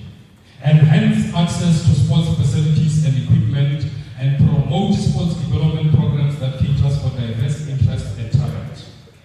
Implement comprehensive social support services that address mental health, substance abuse, and other social ills. Foster partnerships between government, private sector, and civil society to create opportunities for youth to engage in meaningful economic activities. Furthermore, I propose that Malaika Media, funded by E.S. Masingi in the Waterberg district of Mudimule Mohopo local municipality, spearhead innovative programs and initiatives that can replicate across the province. Some examples include a youth-led film production program with an estimated budget of 500,000 rand to produce 10 short films showcasing local talent and stories. Number 2, a digital skills training initiative with an estimated budget of 750,000 rand to train about 500 youth in digital marketing, graphic design, and video production. Number 3, a mentorship program that pairs with industry professionals with an estimated budget of 300,000 rand to support 200 youth mentees. By supporting initiatives like this, we can create a ripple effect of positive change in our communities and provide opportunities for youth to thrive. I urge the Premier of Limpopo Province, together with the Cabinet, to consider investing in or financially supporting Malaika Media and other local organizations that are driving youth development and empowerment. But we should implement, when should we implement this? We should implement them now. We cannot afford to wait. The agency of this matter demands that we take immediate action.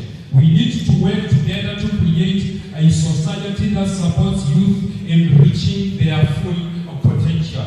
In conclusion, I urge our government to prioritize youth development and allocate sufficient resources to support programs that promote healthy living, skills development, and economic participation. To my fellow youth, I say, let us take ownership of our lives and our future. Speaker of the House, we hope that this debate session does not only end here in the legislature. We hope that our ideas and participation be implemented. We hope that one or two young people in this house who are participating be adopted as an example of keeping the issue of unemployment. Let us work together to build a bright future for ourselves and our generations to come.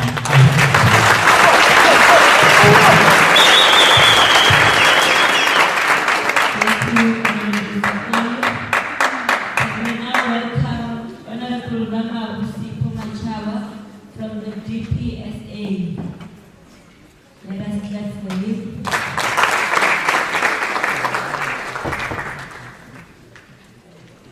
Let us clap until we reach the podium.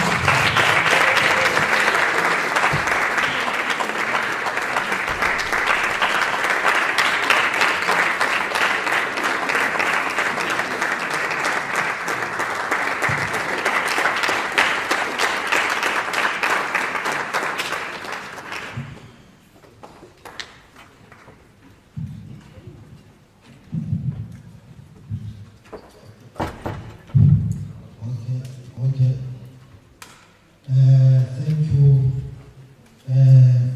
honorable speakers, and thank you, honorable members of today's youth parliament. Today I'm going to be short, but I'm not tall, but I'm not going to be short on my topic.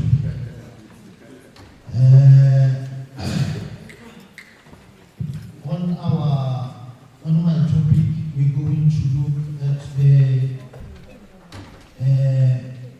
key areas that we have to consider. One, we have social ills that is identifying the specific social issues,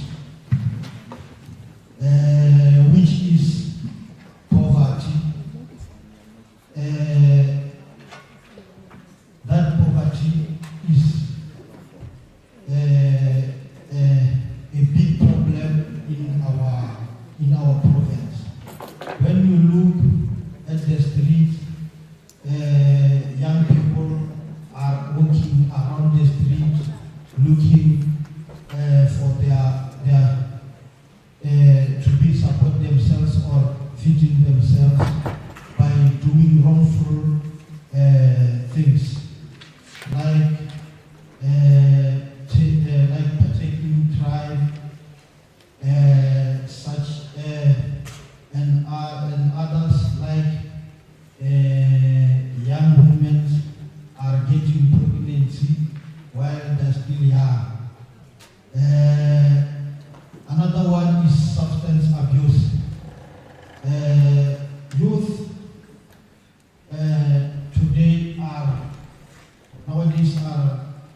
taking themselves into the substance abuse.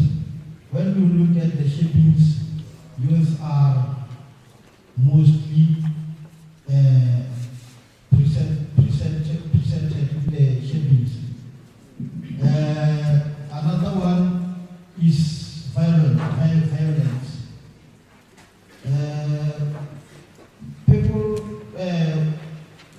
Youth people nowadays are being violent because they are not getting enough education. They are violent by maybe taking place in rapes or committing societies and killing other peers. Number two, a key area number two is health issues. Health issues that such as chronic and infection diseases are most big challenge in our province. So how to make the solutions to prevent those things?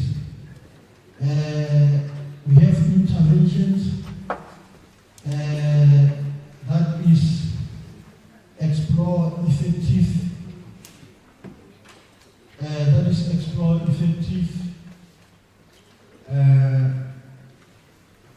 strategies to address these challenges. One, maybe we have to take more effort to education to remove the young people on the street and teach them or give them education. Another one is community programs. As a community, we have to make programs that can assist young people to be removed from the street or taking substance abuse. Lastly, we have a collaboration that is emphasize the importance of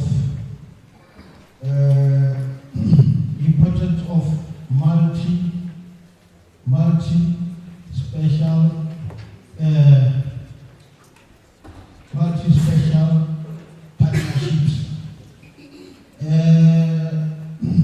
NGOs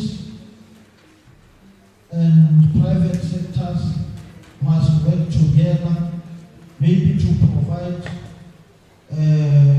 learnerships, internships, or scholarships that can decrease the percentage of young people who are not working or maybe unemployment. By doing that, maybe we can achieve more, because together we can achieve more. Maybe EPWPs, leadership, maybe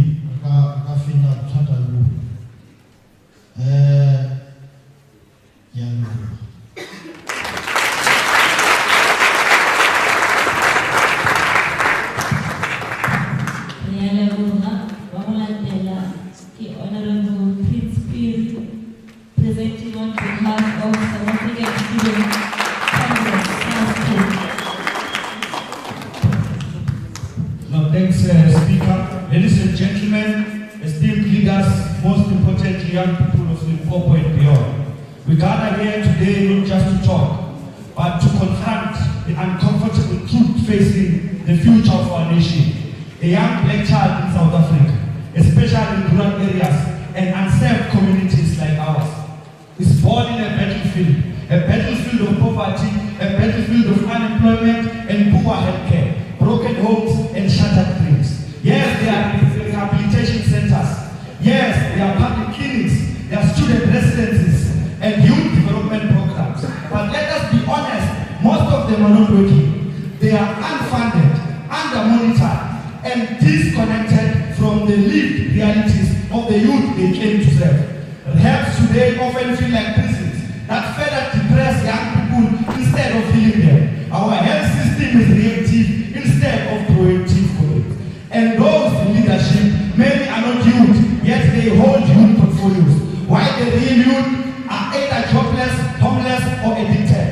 Let us reimagine our response now. We need a transformative rehabilitation center that focuses not just on detox, but on empowerment, on healing, education, skill building, and mentorship. We need platforms for young people to showcase their talents in music, art, business, and science. Why is there no International Youth Expo coming out of Limpopo? Why can't we be the children of Africa's excellence? We need strict policies to ensure pasta shops are locally owned to provide healthy food and safe products. It is unacceptable that foreign-owned shops continue to sell expired and damaged goods to our children. We need every MEC in this province to adopt at least 10 homeless youth, not just in charity, but with mentorship, housing, and reintegration to society. If they don't know where these young people live, we can take them there, we know the direction. We need institutional learning tailored to the economic activities of each district, so skills can be transferred, jobs can be created, and hope can be restored. We must approach these solutions with community-first policies, decisions made with the young people, not just for them. We must prioritize lived experience over academic jargon. Youth must be at the table when budgets are set, where programs are designed and policies are approved. We need leadership that listens, not leadership that just performs whatever comes from their head. We need a holistic strategy that understands that young people cannot choose a healthy lifestyle if they don't know where their next meal will come from. The trauma starts when degrees are earned, but jobs are not. That addiction follows when dignity is lost. And the so-called blessers, old men using money to exploit young women. We say this, your power is predatory, your mind is poison, and you refuse to sleep with these kids using condom, killing our youth and despairing them. The time is now, not tomorrow, not the next quarter, now. Because every day we delay, another girl is exploited, another boy dies from drugs, another graduate gives up from hope. Agency must be rooted in realistic action, not promises. Give us youth-owned businesses, funded and supported. Give us healthy food in schools and residences. Give us safe spaces to heal and create. Give us real jobs. Give us real mentorship. Give us inclusion. We are not asking for beauty. We are demanding dignity. We are not asking for handout. We are calling for justice. Let the power be a profit where youth rise, not rot. Where potential is laid out, not buried. Where healing begins, not where we are broken, but where we even fall. The youth of this country is not lazy. We are not lost, comrades. We are waiting for you to stop watching and start working with us. To the youth of Limpopo, let's not drown in drugs. Let's not drown in alcohol. Let's be responsible. Let's not drink our sorrows. Let us ensure that we are ready to take over and remove all these old people. I'm very happy that today we're very disciplined, all of us here. We show that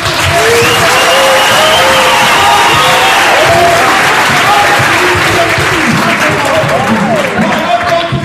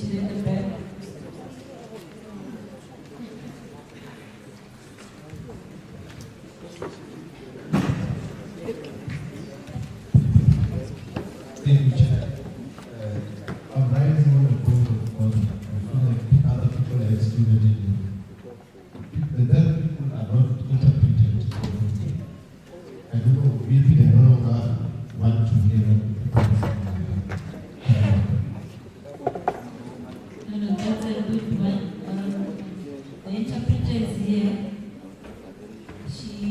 Because she's working alone, I think she takes breaks in between just to go outside and refresh. But you are very much correct. It's very unfair for the people that are relying on her to assist us. So, I don't know if we should wait for her for a little bit to return, or we continue.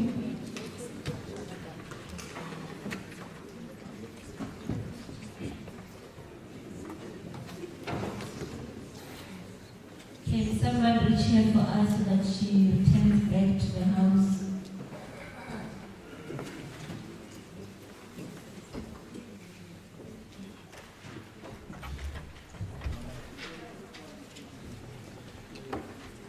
But I believe the young leader at the back can hear now that all these presenters that are coming to the front, they are giving some sheets to the issues that are at hand, that are affecting most of our young people in the province. I'm just worried because he keeps going outside, but I believe we are all representing different youth organizations, youth formations, foundations from across the province. As and when we are waiting for the interpreter, just bear with us for a few more minutes. She's going to return back, and we want to apologize sincerely for continuing without her. Comrade at the back, honorable member at the back, my please.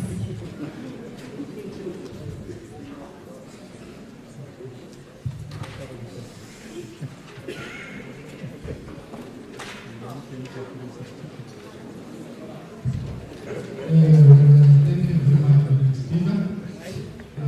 Hearing the presentation, however, I feel like you've missed my proposal rather. Because my argument here is simple and straightforward. We are saying yes. Thank you very much. Do not take us back and forth. I will request that you take your seat so that we can proceed. I think your proposal, there was clarity on the proposal, and we paved the way forward from there.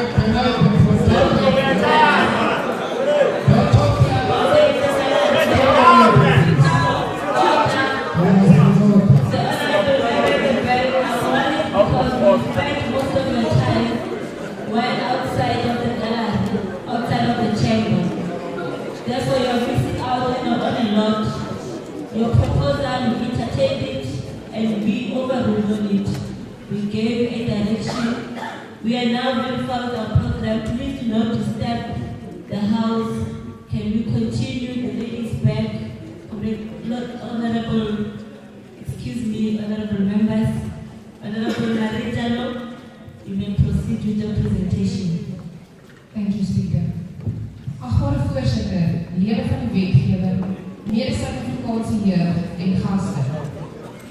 Ek staan vandag nie net as 'n pryslid maar as 'n stem vir die jeug van Suid-Afrika. Just hold on for me with the hands and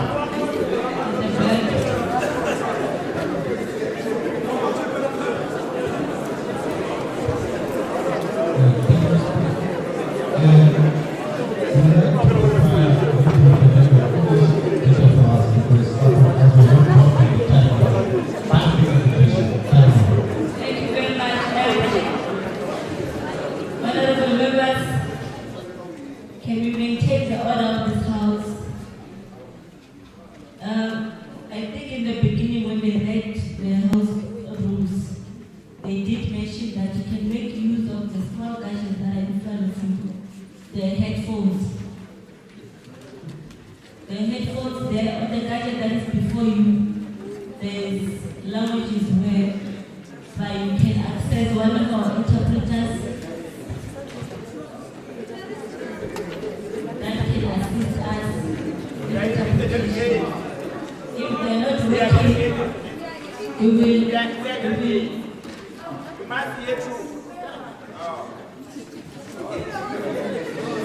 and you must remember that in this province we have around 6 official languages. Therefore, we are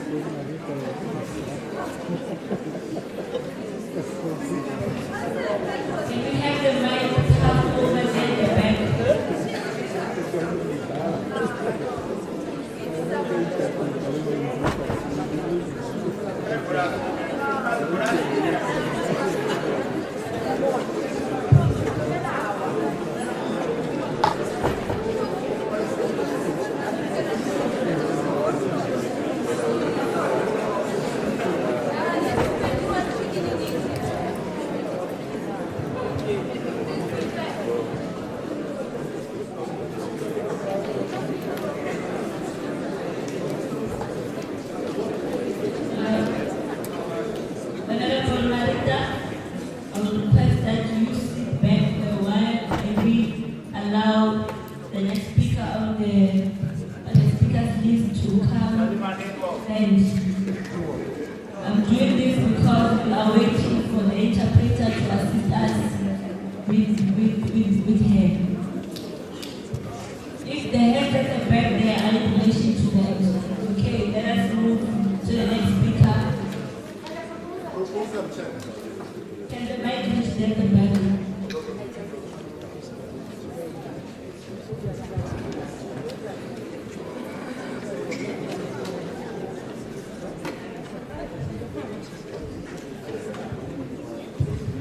No, thank you very much, Speaker. I was just checking through you, Speaker, if the presenter doesn't know English. If not so, because majority of people here, I'm not trying to be racist, but I think the Speaker was doing that intentionally. She should just send a voice. Thank you very much. She doesn't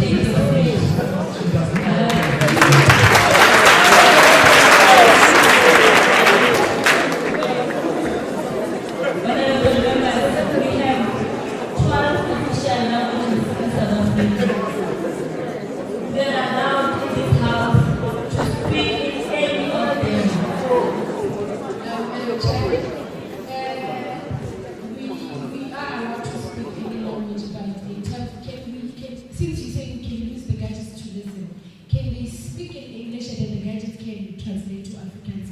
Thank you.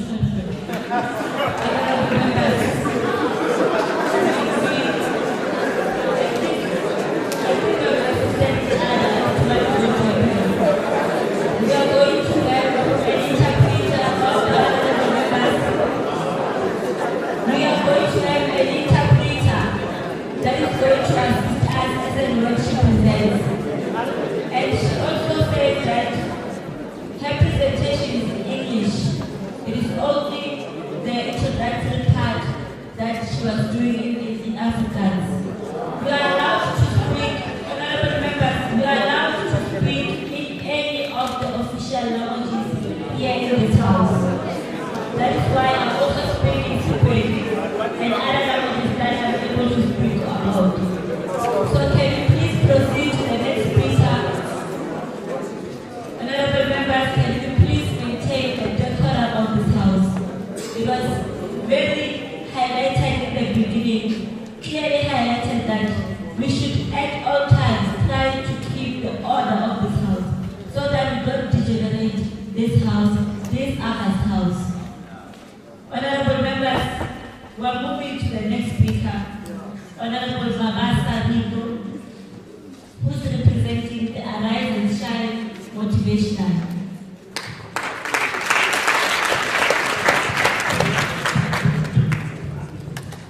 Honorable Speaker and members, and also my fellow presenters, a greeting. My name is Rico Mabasa. I'm representing ASMO and Advocacy municipality. Because of Pagari,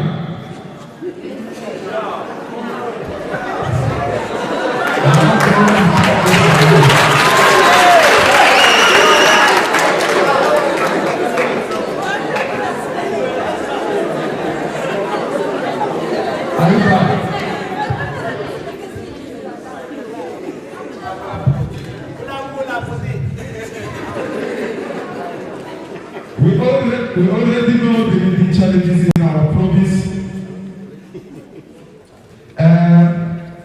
which is poverty, inequality, and crime. Shayotala in our community regarding COVID and limitation to access proper education. As for the Shayotala in most in public school,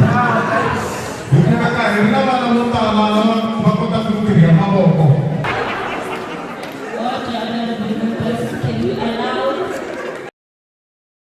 the podium to continue with the presentation? When we are disturbing you, you are also turning on his time.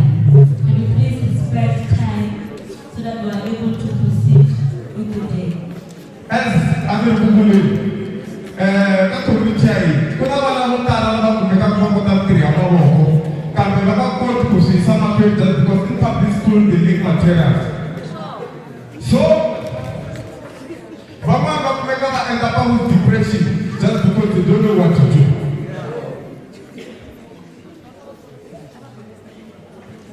Van'wana va tikumeka va tinghenisa ka ti-drug abuse just because they need opportunities and jobs. Hi nga endla yini ku antswisa? Okay, hear me. Ni na miehleketo leswaku education has and social programs swi nga creatiwa in our communities. Leswi swi ta endla yini na? Swi ta endla leswaku in our communities hi tiva as a youth ku ri loko mi ri ndleleni yo karhi xana mi jikela ka left or mi jikela ka right.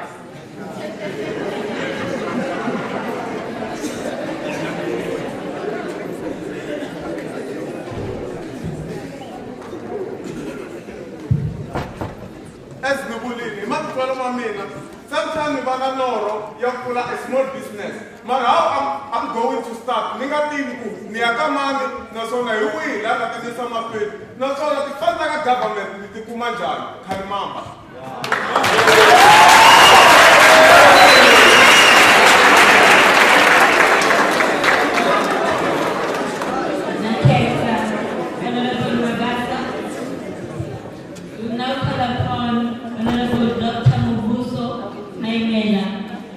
Representing the ANC Youth League.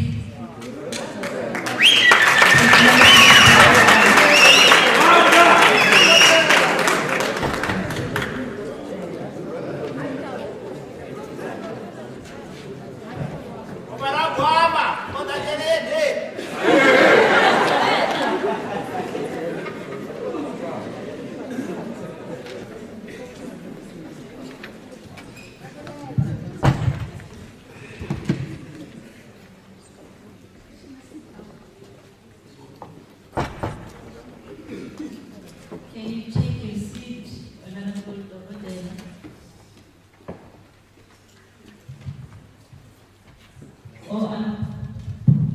I'm advised that the interpreter for Honorable Marita is arrived, therefore we should allow her to come back to the podium and debate.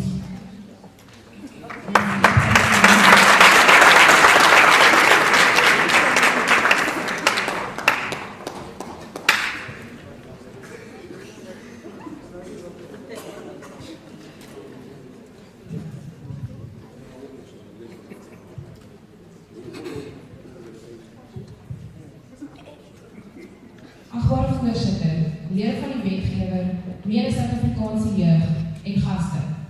Ek staan vandag hier. Honorable Speaker, ladies and gentlemen, and all protocols. Ek staan vandag hier en nie net as 'n prys vir 'n plus jeugverteenwoordiger nie.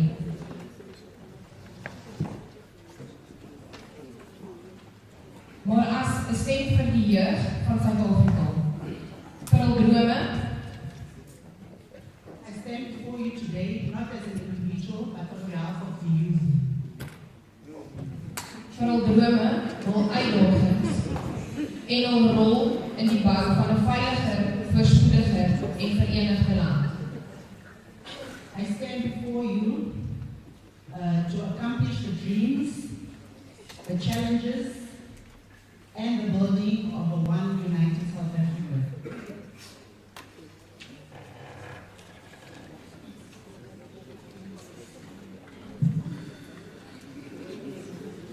I stand before you today with great hope, deep conviction, and as we reflect on the theme, skills for the changing world, empowering youth for meaningful economic participation, and our focus. Curbing societal changes that manifest through social ills and health issues to build a healthy and positive future generation. South Africa is a young nation, not only in years of democracy, but also in our people. Over 60% of just a statistic. It's a powerful opportunity. If we empower the youth, we empower the nation. But we must also face the truth. Our young people are growing up in the shadow of serious challenges. Drug and alcohol abuse, teenage pregnancy, HIV and AIDS, and mental health struggles, crime, and also gender-based violence. These social ills are not just youth problems, they are national problems. And if we do not act now, we will pay the price for the generations to come. Honourable Speaker, what must we do? We must empower through skills, not promises. Too many young people are educated but unemployed. We must stop preparing the youth for a job market that doesn't exist. We must equip them with the 21st century skills like digital literacy, critical thinking, entrepreneurship, and trades that are relevant to our economy today. A skill in a young person's hand is more powerful than a CV full of theory.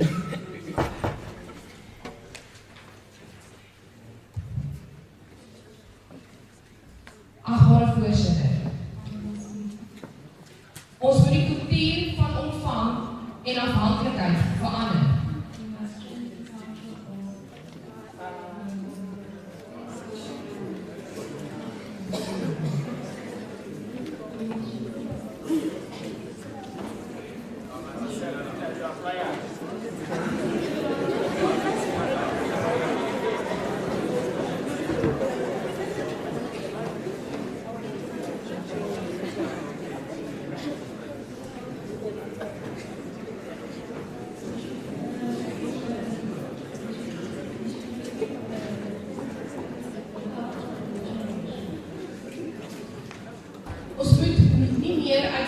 Net uitsluitlik op die regering staat maak om ons uitdagings wat ons hier in gesig staan op te los.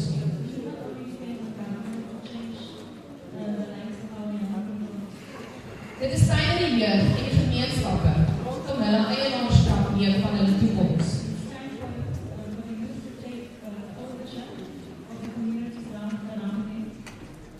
Deur aktief betrokke te raak, oplossings te vorm en mekaar te ondersteun, bou ons nie net hoop nie, maar ook volhoubare verandering.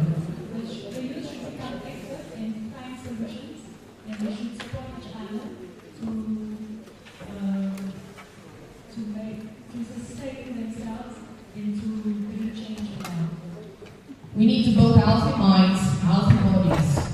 We can empower young economically. We cannot empower the youth economically without addressing the physical and mental health. Let's increase access to counseling in schools and find the stigma around mental health illness. A healthy youth is a productive youth.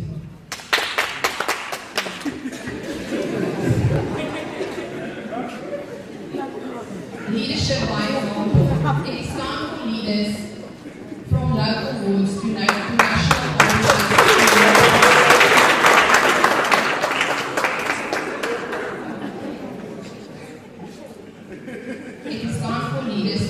wards to national offices to walk the walk. Let's be visible. Let's be present in schools, clinics, sport fields, and social initiatives. Let every young person know you are not alone. You are seen and you are supported. Agbare voorsitter, wanneer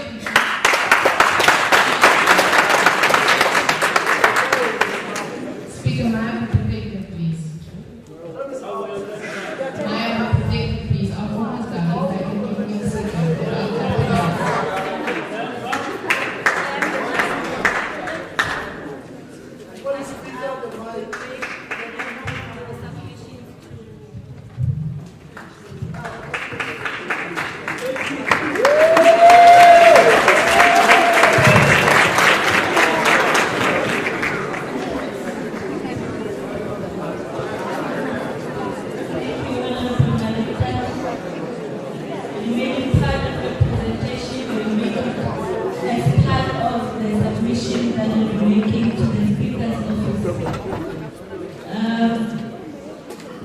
We're now moving to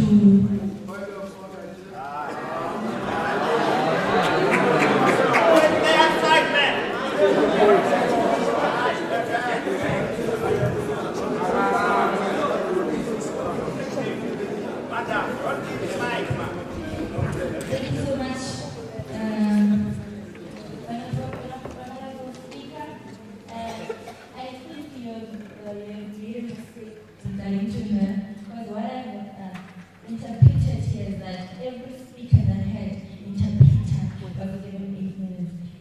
hair should be added 3 minutes to your hair. Thank you very much.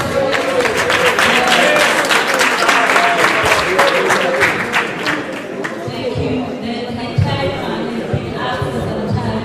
We allowed her the extra time because she had an interpreter. It was then. It has long been up. We allowed her that extra 3 minutes.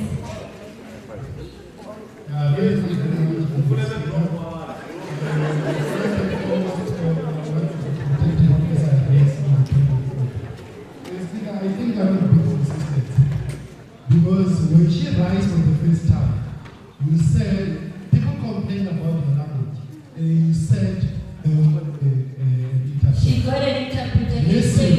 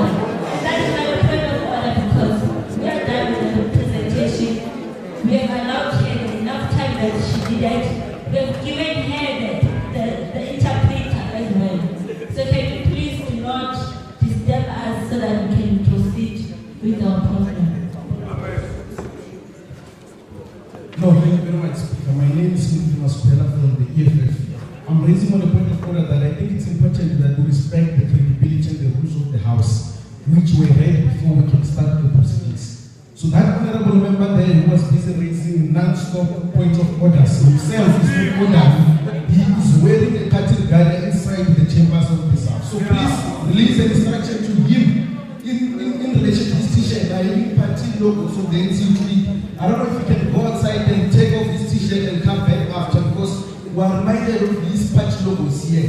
And I think it's our parliamentary and we must take an order on that. Thank you very much.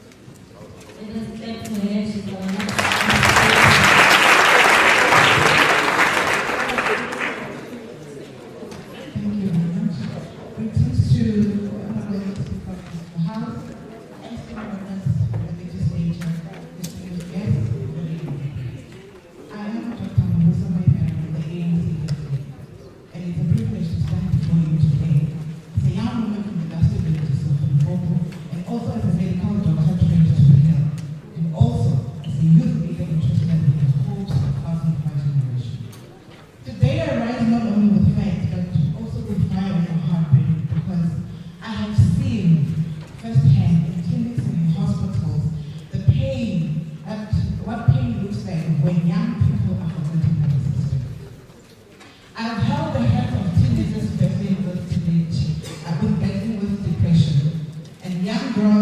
dreams were interrupted by unplanned pregnancies, and the boys whose futures were buried beneath addiction.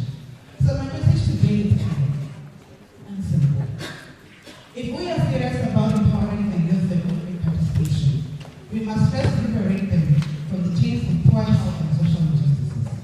We have issues, the first one being mental health, be it depression, anxiety, trauma, and suicide. Such things are eating away on our generation.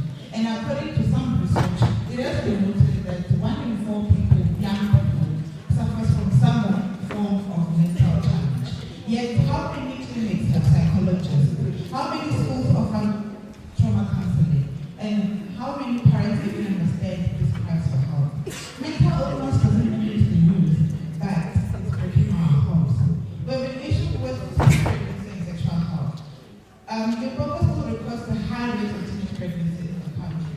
Many girls drop out and never return to school and are locked out of the economic opportunities before they even reach adulthood. We have an issue with substance abuse and addiction.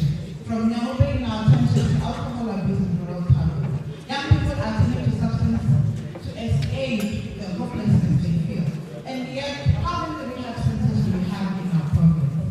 We cannot expect sobriety in a society that offers no support or purpose. We have an issue with gender-based violence and anti-communities. Our sisters are under siege. Every week we mourn another girl whose life was stolen by violence. We have dysfunctional families in our society.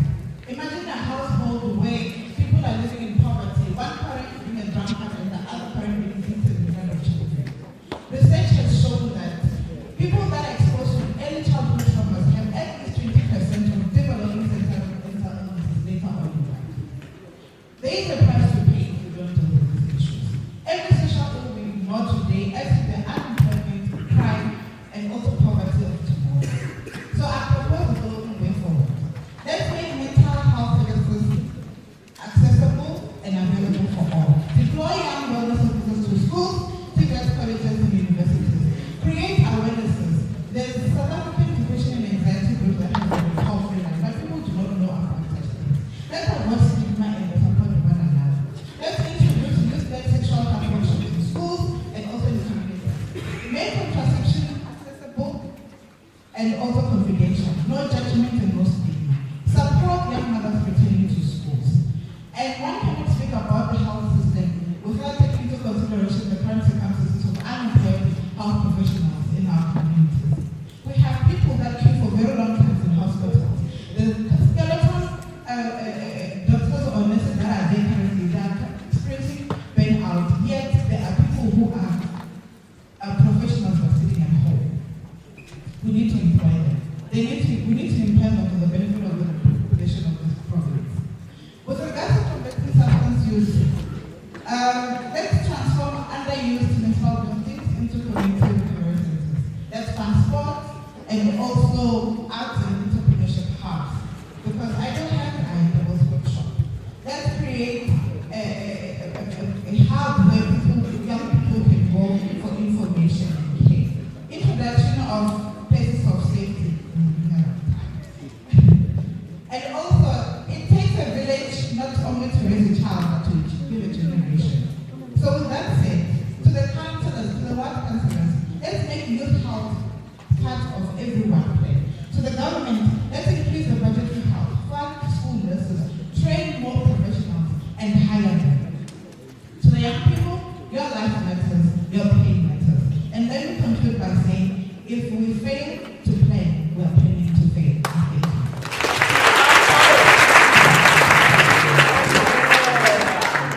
Thank you very much to everyone who has participated in this debate.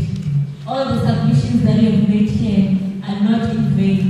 You are representing the many voices of many young people that are out there in our province, and therefore it will be up to us as members of this house to continue to advocate and champion for these resolutions that you have put forward. We want to now move to the next item that will be on progress report on the resolutions that were taken in this House Youth Parliament. Parliament 2021, we are going to allow Honorable Sugataolo Rachel, the MEC for Public Works, Roads and Infrastructure, on behalf of the Office of the Premier, to come and take us through the progress of those resolutions.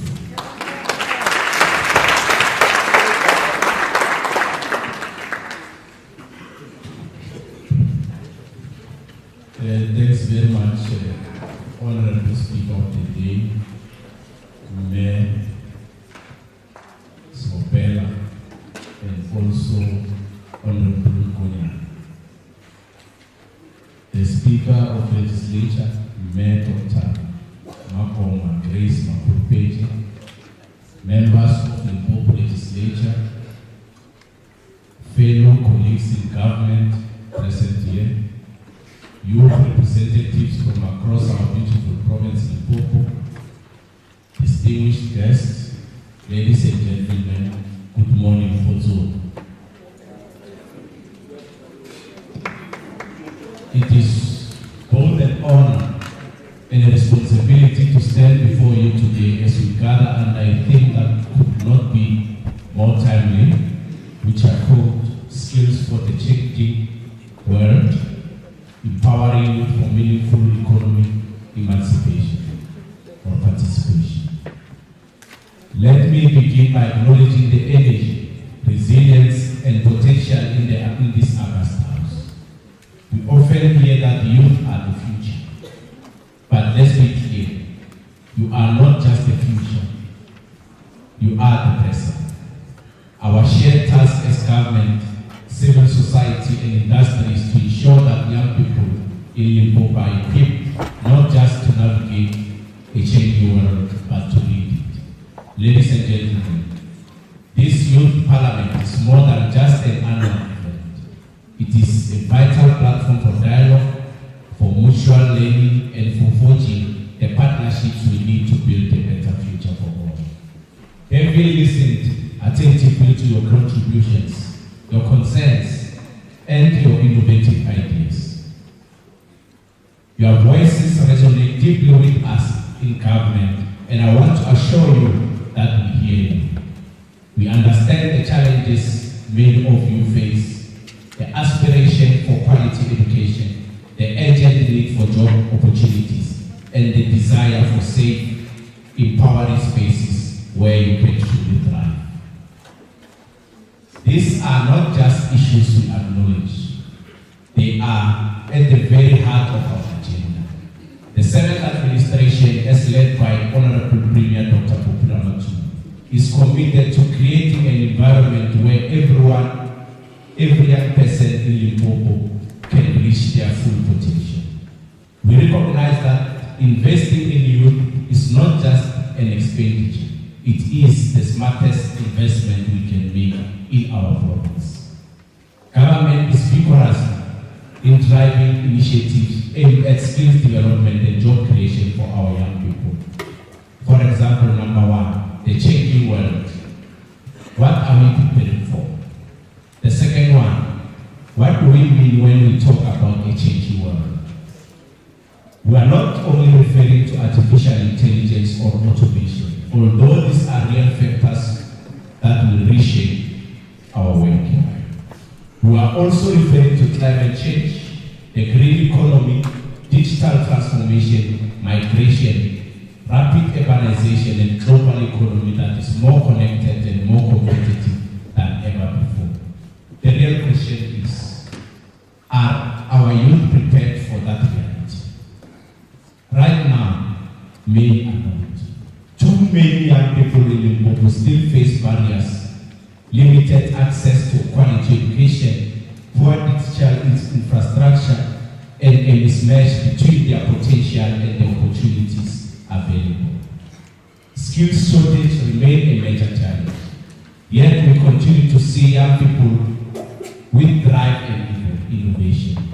They are running businesses, developing apps, farming smart, and creating new paths forward. The energy is there. It's the system that must now catch up. What the province provincial government can contribute through public works, roads and infrastructure and other departments. You might be asking, what role does a department like public works, roads and infrastructure play in youth empowerment? Let me indicate that infrastructure is not just about concrete and tar. It is about access, opportunity and inclusion. It enables trade, education, healthcare, safety and economic emancipation. Our department and other provincial departments, as well as government entities, must be part of the solution. We cannot just build roads. We must help build future. Here is how we are approaching this. On expanded public works program, we have prioritized youth participation in our infrastructure projects. In the past year, over 40% of expanded public works program beneficiaries in Limpopo were under the age of 85. But we understand that temporary work only becomes meaningful when it leads to real skills and better prospects. On learnership and internships, we have expanded partnerships with CITAS and the NYPA to create real pathways for youth in engineering, construction, and project management. These are not handouts, they are entry points.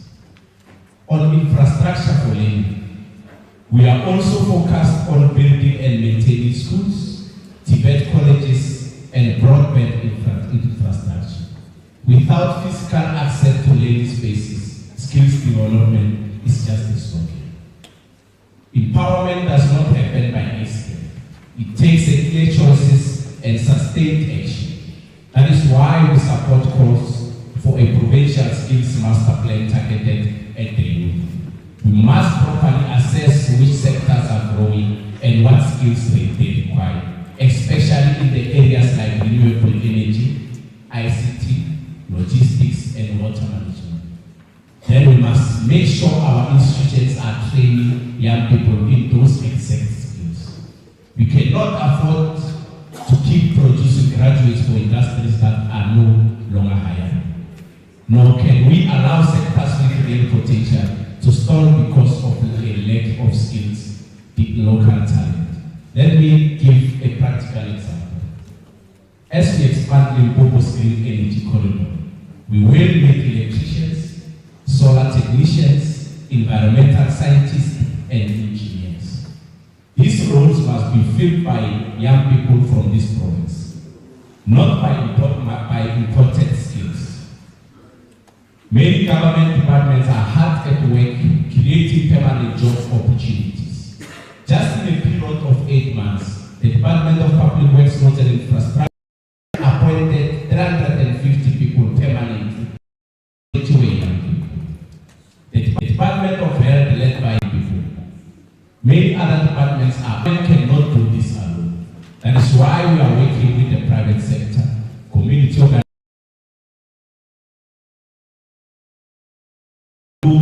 our Youth Infrastructure Development Forum. We bring together young professionals. This allows trained young people to take responsibility for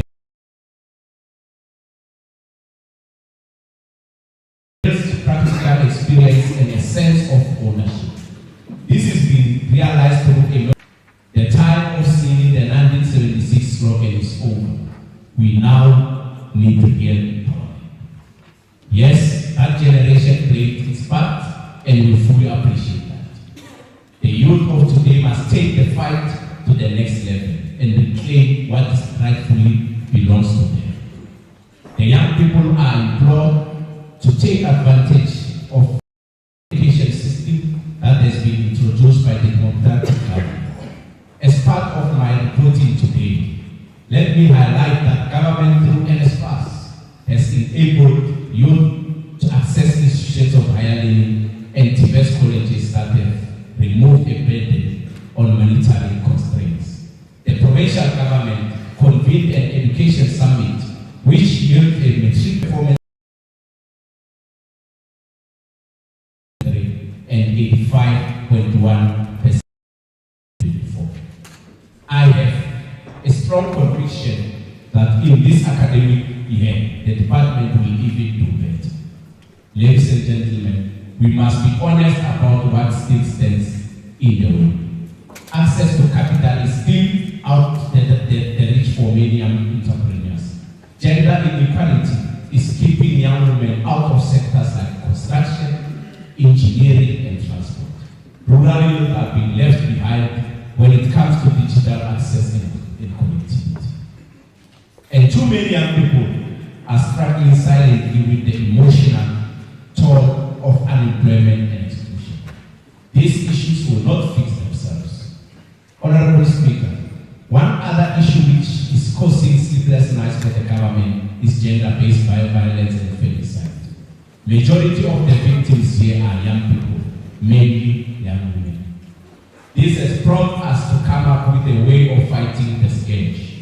The province is implementing the 6 pillars of the National Strategic Plan of the Gender-Based Violence and Femicide Program, which the following outcomes. We established a functional gender-based violence and femicide steering committee and the rapid response team in district municipalities.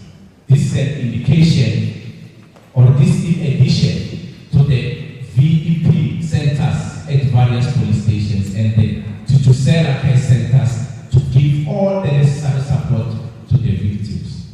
Awareness programs are also running across the province so that we end the violence against vulnerable people of our society. Ladies and gentlemen, we need policies that reserve a fair share of public contracts for youth-owned businesses. Make it easier for youth cooperatives to access land, finances, and tools. Provide mental health and career support services at all youth service points. Let the youth lead.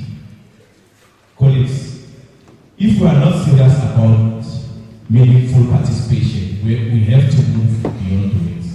Youth must be part of the design, delivery, and oversight of the programs meant to empower them. As the provincial government, we commit to involving youth representatives in the planning and rollout of all major infrastructure projects, including mentorships and skills transfer in all public contracts. Measuring success not only by how many kilometers of roads we build, but by how many young people benefit along the way. Our job is not only to build bridges and schools, it is also to build our people. In closing, to the young people here today, you do not need to wait for permission to lead. You already have the right to demand a future that works for you.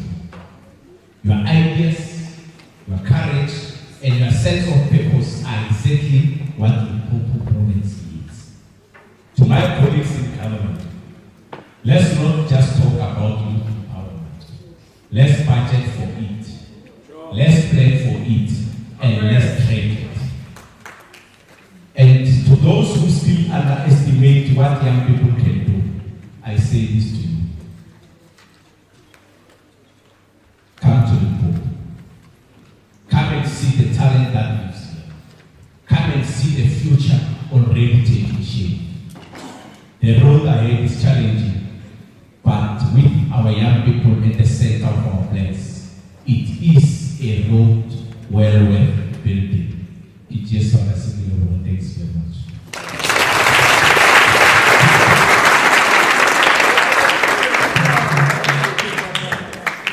Thank you very much. The active preview of the day. We are now going to get a closing address from the real Speaker of the House,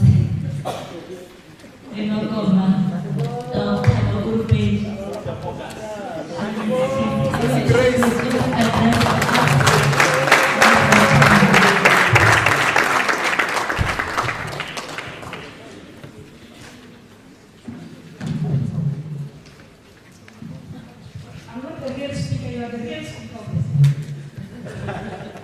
So today I'm a guest. Presiding officers of this August House, Honorable Spokena, the Speaker of the Day, and Honorable Mwanyan. I can see you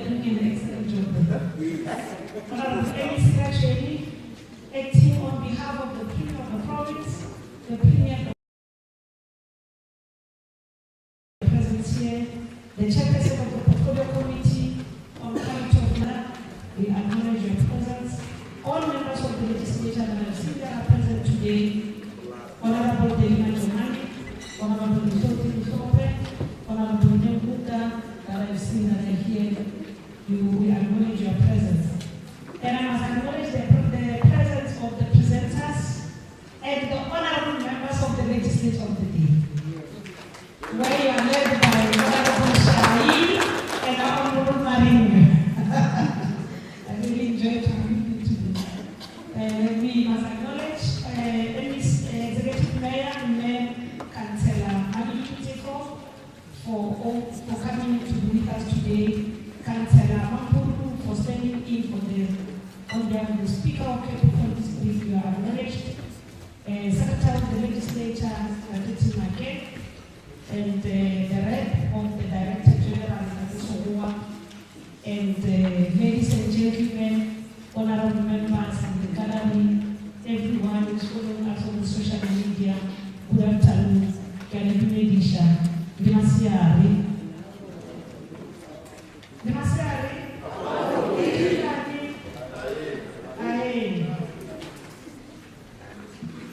I'm challenged. This parliament, youth parliament, let me see. I would be happy if they can give me an IT specialist. I want to adopt an IT specialist from this parliament. Can you give me one? Hey, I need one. I need one with technology and figure today. Yeah, from this parliament, I need an IT specialist. Give one person who says, this is an IT specialist. We'll find a way of embracing that person. So that next time when you come, you don't find the senior specialist. If you have got an idea after this, you can follow through my office.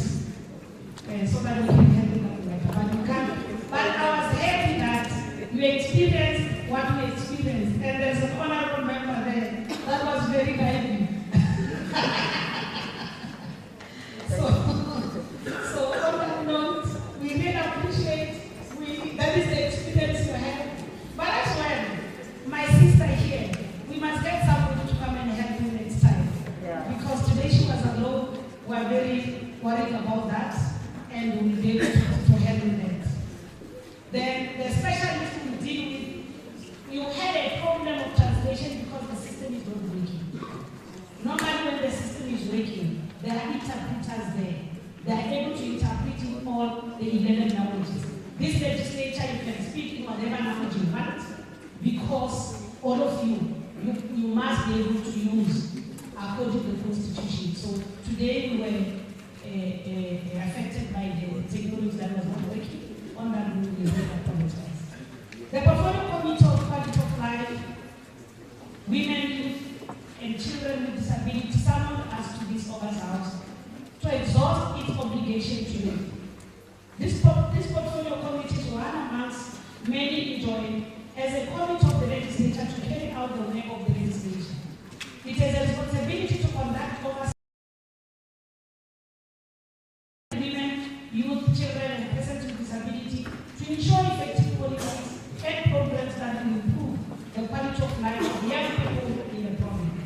In its work, it is overwhelmed by the utmost responsibility to monitor, amongst others, the implementation of youth development initiatives, scrutinizing the budget and strategic plans, and further acknowledge their presence in our midst. They are seized with full responsibility, as I've indicated above, to ensure that government and its entities deliver on the programs that address your client and interest. But equally, they are responsible for ensuring that the implementation of resolutions you have taken in this August House are monitored. All the presentations that we make are recorded. They are going to be produced into a Hansard. We are going to compile those resolutions, submit them to the Premier, and for all departments that are affected to implement all the presentations we've made. They are not, those that are said and not spoken today, they mustn't be worried. All the presentations, that's why every time we finish presenting, they want to take a screen so that they can be in the Hansard, they can be recorded. And the committee will be able to follow up. members, I'm humbled in many ways. I'm called today to address you on a special occasion. It is a special occasion because it's not just a ordinary sitting of the provincial legislature, but the August House of honorable members of the rank and age that remind us of the 1976 generation of young people whose names June month was declared a youth month. This generation participated in an uprising through, though marked by a peak in Soweto, which took a form of series of protest against South African apartheid government policy, which intended to impose Africans as a media of instruction in black schools of the country. Honourable members, in the publication I called The Road to Democracy in South Africa, Sikiba Kitalokwat has made a detailed contribution about 1976 Soweto uprising and its aftermath in the past of the Northern Transvaal, which highlights the fact that these uprisings, while the epicenter was Soweto, did spread to this province. In our province, these uprisings were characterized by incidences of protest, clashes with apartheid police, and even some instances of violence and property damage. This account tells us that young people from this region and this province particularly did contribute immensely in the struggle of the liberation of freedom, as young people in Soweto did during the June 1976 uprising. Honourable members, true to this, it's a fact that our province produced many young, dedicated anti-apartheid activists in their time, who contributed immensely to fight against apartheid. I must mention that amongst those who emerged in our province include those who directly took part in the uprising of June 1976, and those who were later inspired by this event to join the struggle for liberation movement. This list would not be complete if we do not mention, amongst others, Mme Hepidres Mashamba, who is the former speaker of this legislature, Mme Diakorena, who was a member of this legislature,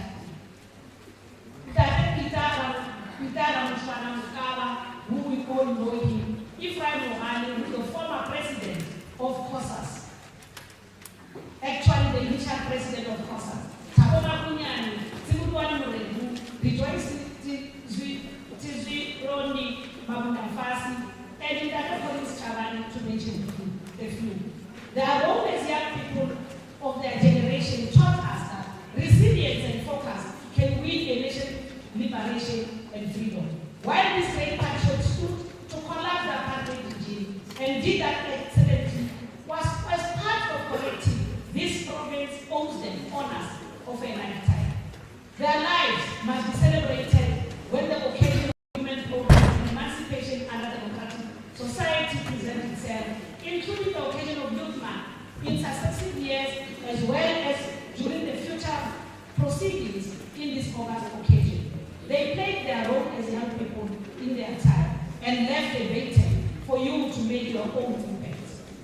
Honorable members, as we leave this August house and head to different destinations, I'm challenging most of you as young people to incorporate the honor of these gallant fighters in your programs. We must celebrate and commemorate them throughout the year and beyond my proposition. The celebration of their contribution and their commemoration is significant in holding our hopes high. We shall sustain the momentum and progressive change when we are inspired by the resilience. Honorable members, only his weekly online letter published in the second week of June 2007, President Thabo Mbeki said, I quote, "Housing delivery is youth development. Access to education is youth development. The creation of jobs is youth development. In fact, all government works, all work affects young people." Close quote. He further proceeded to pose a question then as to say whether the youth is well organized to play their role of drivers of progressive change as those young people who took to the streets of changing during 1976. This question and the comments made above stayed relevant. As I listened to the debates and proceedings today's sitting, I've been asking myself a question as President Thabo Mbeki did in 2007. Is the youth of 2025 well organized, to play the role of drivers of progressive change as those young people who took to the streets of change during 1976. This question is apparently simple at the face value, but complex to answer after one has listened to your debates and considering the impending challenges we have and are confronting as society, particularly you as young people. All of you seated here must know that the generation of young people who preceded you faced the cruelty of our current regime to bring us the freedom that gave you this worldwide opportunity. I refer to an opportunity to sit in the late people's house and contribute to the building of a better society, better South Africa and Limpopo province. This is a South Africa and Limpopo province that future generations shall cherish as we are doing today. I want to bring it to your attention that the disparity between the struggles of the youth then and the struggles is that their names, that their means to fulfill their aspiration is different from the means you need to fulfill your aspirations today. Their means require that massive protests are launched against a brutal regime, and your means shall never be the same. You have earned civil rights and freedoms they never had. It is therefore my view, as has been maintained by President Mbeki then, that you need to be organized and play the role of progressive drivers of change in this province. You are focused organized playing and seizing available opportunities before you in society. Is your only means to fulfill prosperity. Government alone and the fact that of your participation in this August House are not enough in addressing the enormous challenges that challenges you as youth and the broader society. Honorable members, it is prudent that you should look at yourselves as an organized force capable of being progressive drivers of change. It is my regard view that as young people, you are partners of government, destined to seize the opportunities presented by government through its programs across various sectors of our economy to build your communities, create jobs for the needy, and champion community development that are at the forefront. The resolutions you may take today shall complement this endeavor. President Mbeki in his weekly online further stated that the youth can and should play a critical role, important role in helping to build a new society to which we are committed to. Close quote. Today, as we sit here and through the democratic institutions that emerged out of the struggles of your preceding generations, you were given an opportunity to help shape a present that a young person in Groblersdal, in Groblersdal, in Bloemberg, local municipality admires. This generation gave you an opportunity to use this August House to reflect on opportunities that our provincial economy can yield in the mining sector of young people in Begasford, in the Fitahom local municipality. They gave you an opportunity to give an account and the solutions to experience and challenges that young people such as those in Bende, Mutale, in Musina, local municipality are facing in their endeavor to develop their community and create jobs. They gave me an opportunity to robustly reflect on finding opportunities that a young aspirant farmer in Lomonde Open Greater Letaba municipality can seize to fulfill his aspirations of being a commercial farmer. They gave me an opportunity for you to impact positively on how government funding opportunities can be made easily accessible for a young person in Marapo in the Palane local municipality. Honorable Speaker, the ongoing salt mining in the Baleni salt production outside Giali in Mopani municipality has been running as a gendered side of its own involvement of women in the salt production for many years. As we were engaging during the youth parliamentary proceedings, you were so inspiring that I felt, where possible, we should bring hope to a young, innovative female at Shawena village near Baleni. She must, after listening to you, having had access of funding opportunities the government provided, have hoped that this salt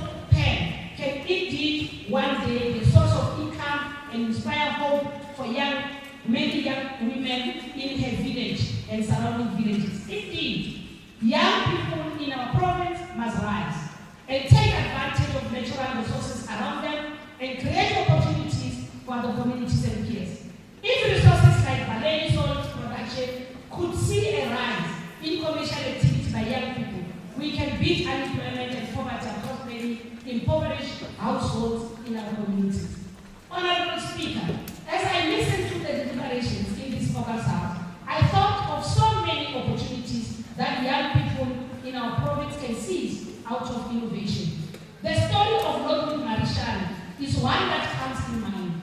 An innovator who rose from a rural village of Limpopo to invent a globally demanded product called dry bath. An invention that has created plenty of job opportunities and contributing to South Africa's economy.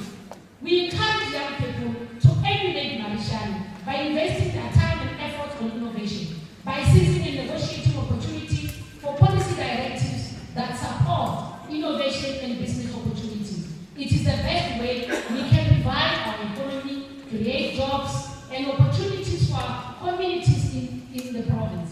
I'm confident that in our young people, many Marishal shall emerge. Honorable Speaker, let me remind you that, honorable members, that Limpopo Provincial Legislature convened the 2025 Youth Parliament under the theme Skills for Changing World, Empowering Youth for Meaningful Economic Participation. This theme is derived from our noble cause to find answers to multiple challenges young people in our province are facing. I must further indicate that it is not coincide that we convened in this August House after the 2025 National Youth Parliament, which was held on the 13th June 2025 in the Good Hope Chamber at the Parliament of South Africa, where the current speaker today debated on our behalf as the legislature. As all of us are aware, the focus of the 2025 Youth Parliament was youth economic participation, employment and opportunities. The thrust of the discussion in this House today were equally addressing this critical aspect. I'm impressed that political parties represented in this August House by young people in their forms and young youth formations from all corners of our province persevered the cold weather to come to this August House, determined to make their voices heard. On behalf of many young people in the outskirts of our province, they indeed registered their voice. These voices are sufficient to ascertain and reassure Limpopians that we have gathered here today in 2025 Limpopo Youth Parliament to confirm our commitment to the cause of young people and provide the opportunity for young people to reflect on their plight and interest in this province, and for them to directly contribute into the national debate about the most probable interventions government could adopt to address their interests. Honorable members, for your deliberation, it is worth noting, in addition to the latter, that indeed this sectoral parliament is a platform we have availed to all young people in the province to impact both legislature and government alike. As has been realized earlier, the MEC for Public Works and Roads and Infrastructure, Honorable Rachel, presented progress report on the resolutions of 2021 in the Parliament. I must indicate that the MEC presented this progress report on behalf of the Premier of Limpopo Province, Honorable Dr. Bopira Matumba. This House was also convened to hold the executive accountable to the resolutions taken by 2021 in Parliament and to allow government to give an account of its accomplishments regarding the targets emanating from the undertaking made then. Honorable members, without repeating, it is contained in the progress report. I want to maintain that we have the issues you raised and your views and your inputs shall make significant impact in the changing policy direction adopted by the provincial government towards building a democratic society where youth interest and pride remain in priority.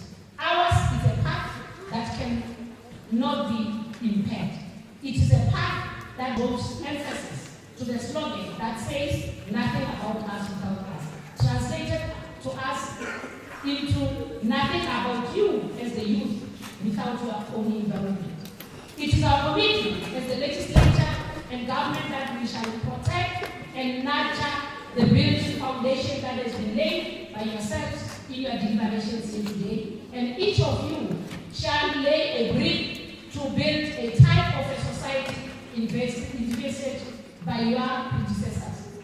As was maintained by South African struggle hero, former president of the African National Congress, Oliver Reginald Tambo, he said, I quote, "A country that does not value its youth and children does not deserve its future." Those quotes.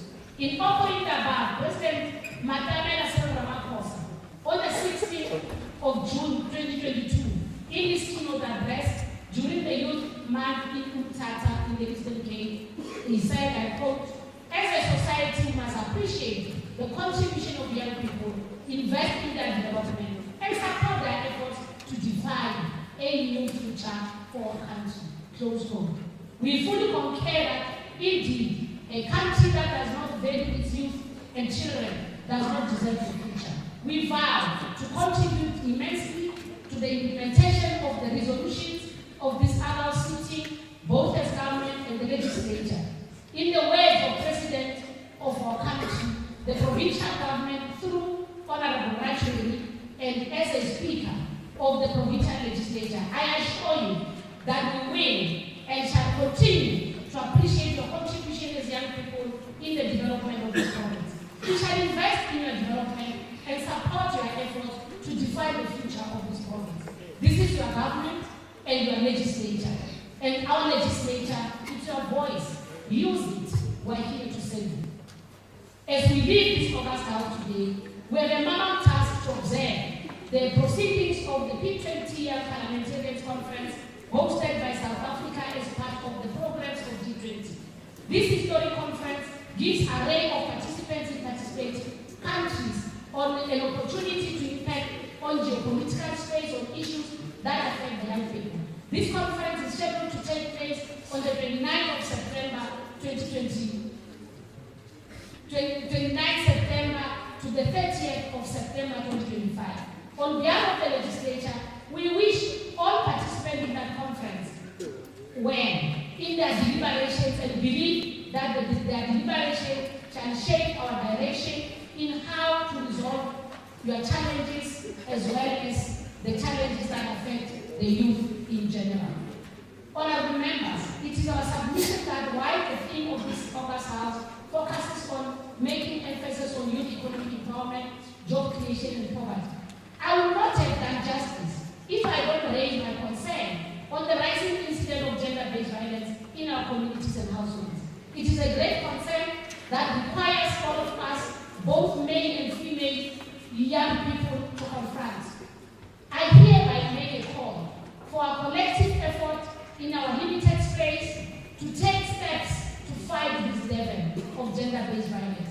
Together we shall strive to defeat it and build a better zero gender-based violence. South Africa is in our hands.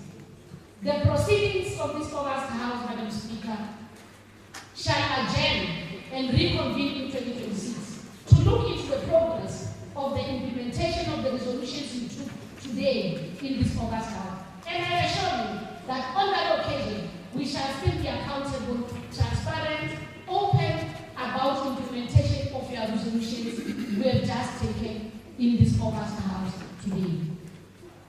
Honorable members, I will not have done justice if we were to adjourn without thanking the Portfolio Committee of Quality of Life, Youth and Children with Disability, Mayor Caroline Mantata Masela. You did a great job by convening all these people in one house. For that, can you please clap hands for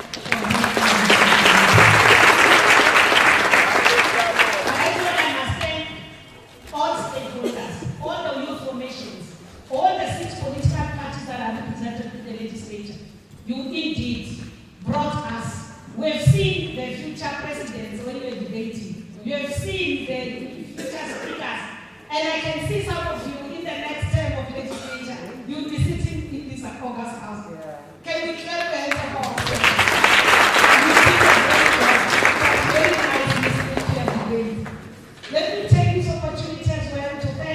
the team legislature on staff, the committee coordinators, the researchers for public participation, as well as this committee, who did an excellent job within a very short period of time under the guidance of the Dr. Make and the COO Nohomu. We have done a good job. Let me also take this opportunity to thank the Premier, Dr. Mubira Matuba, and his executive council for coming to account to us in future level. Very management of Premier, Rebecca Muso, Barry Queen, Ronald Tata, Solar Lectures, Belamati, Randall, MEC. I want to tell you my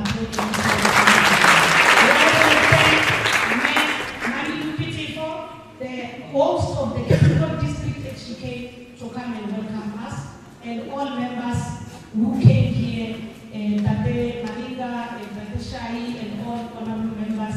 You made this lively. I could see that you don't want us to want this one.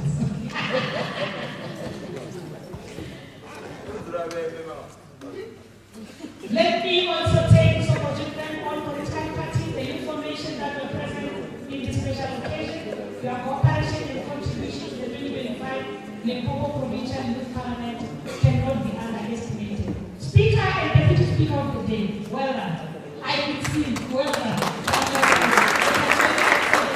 Thank you so much. You made the debate lively. As I conclude, let me take this opportunity to thank all of you, all the guests that are here, through ensuring that this August House sits and exhausts its business. Mhlobo keso, handle kabanjwa.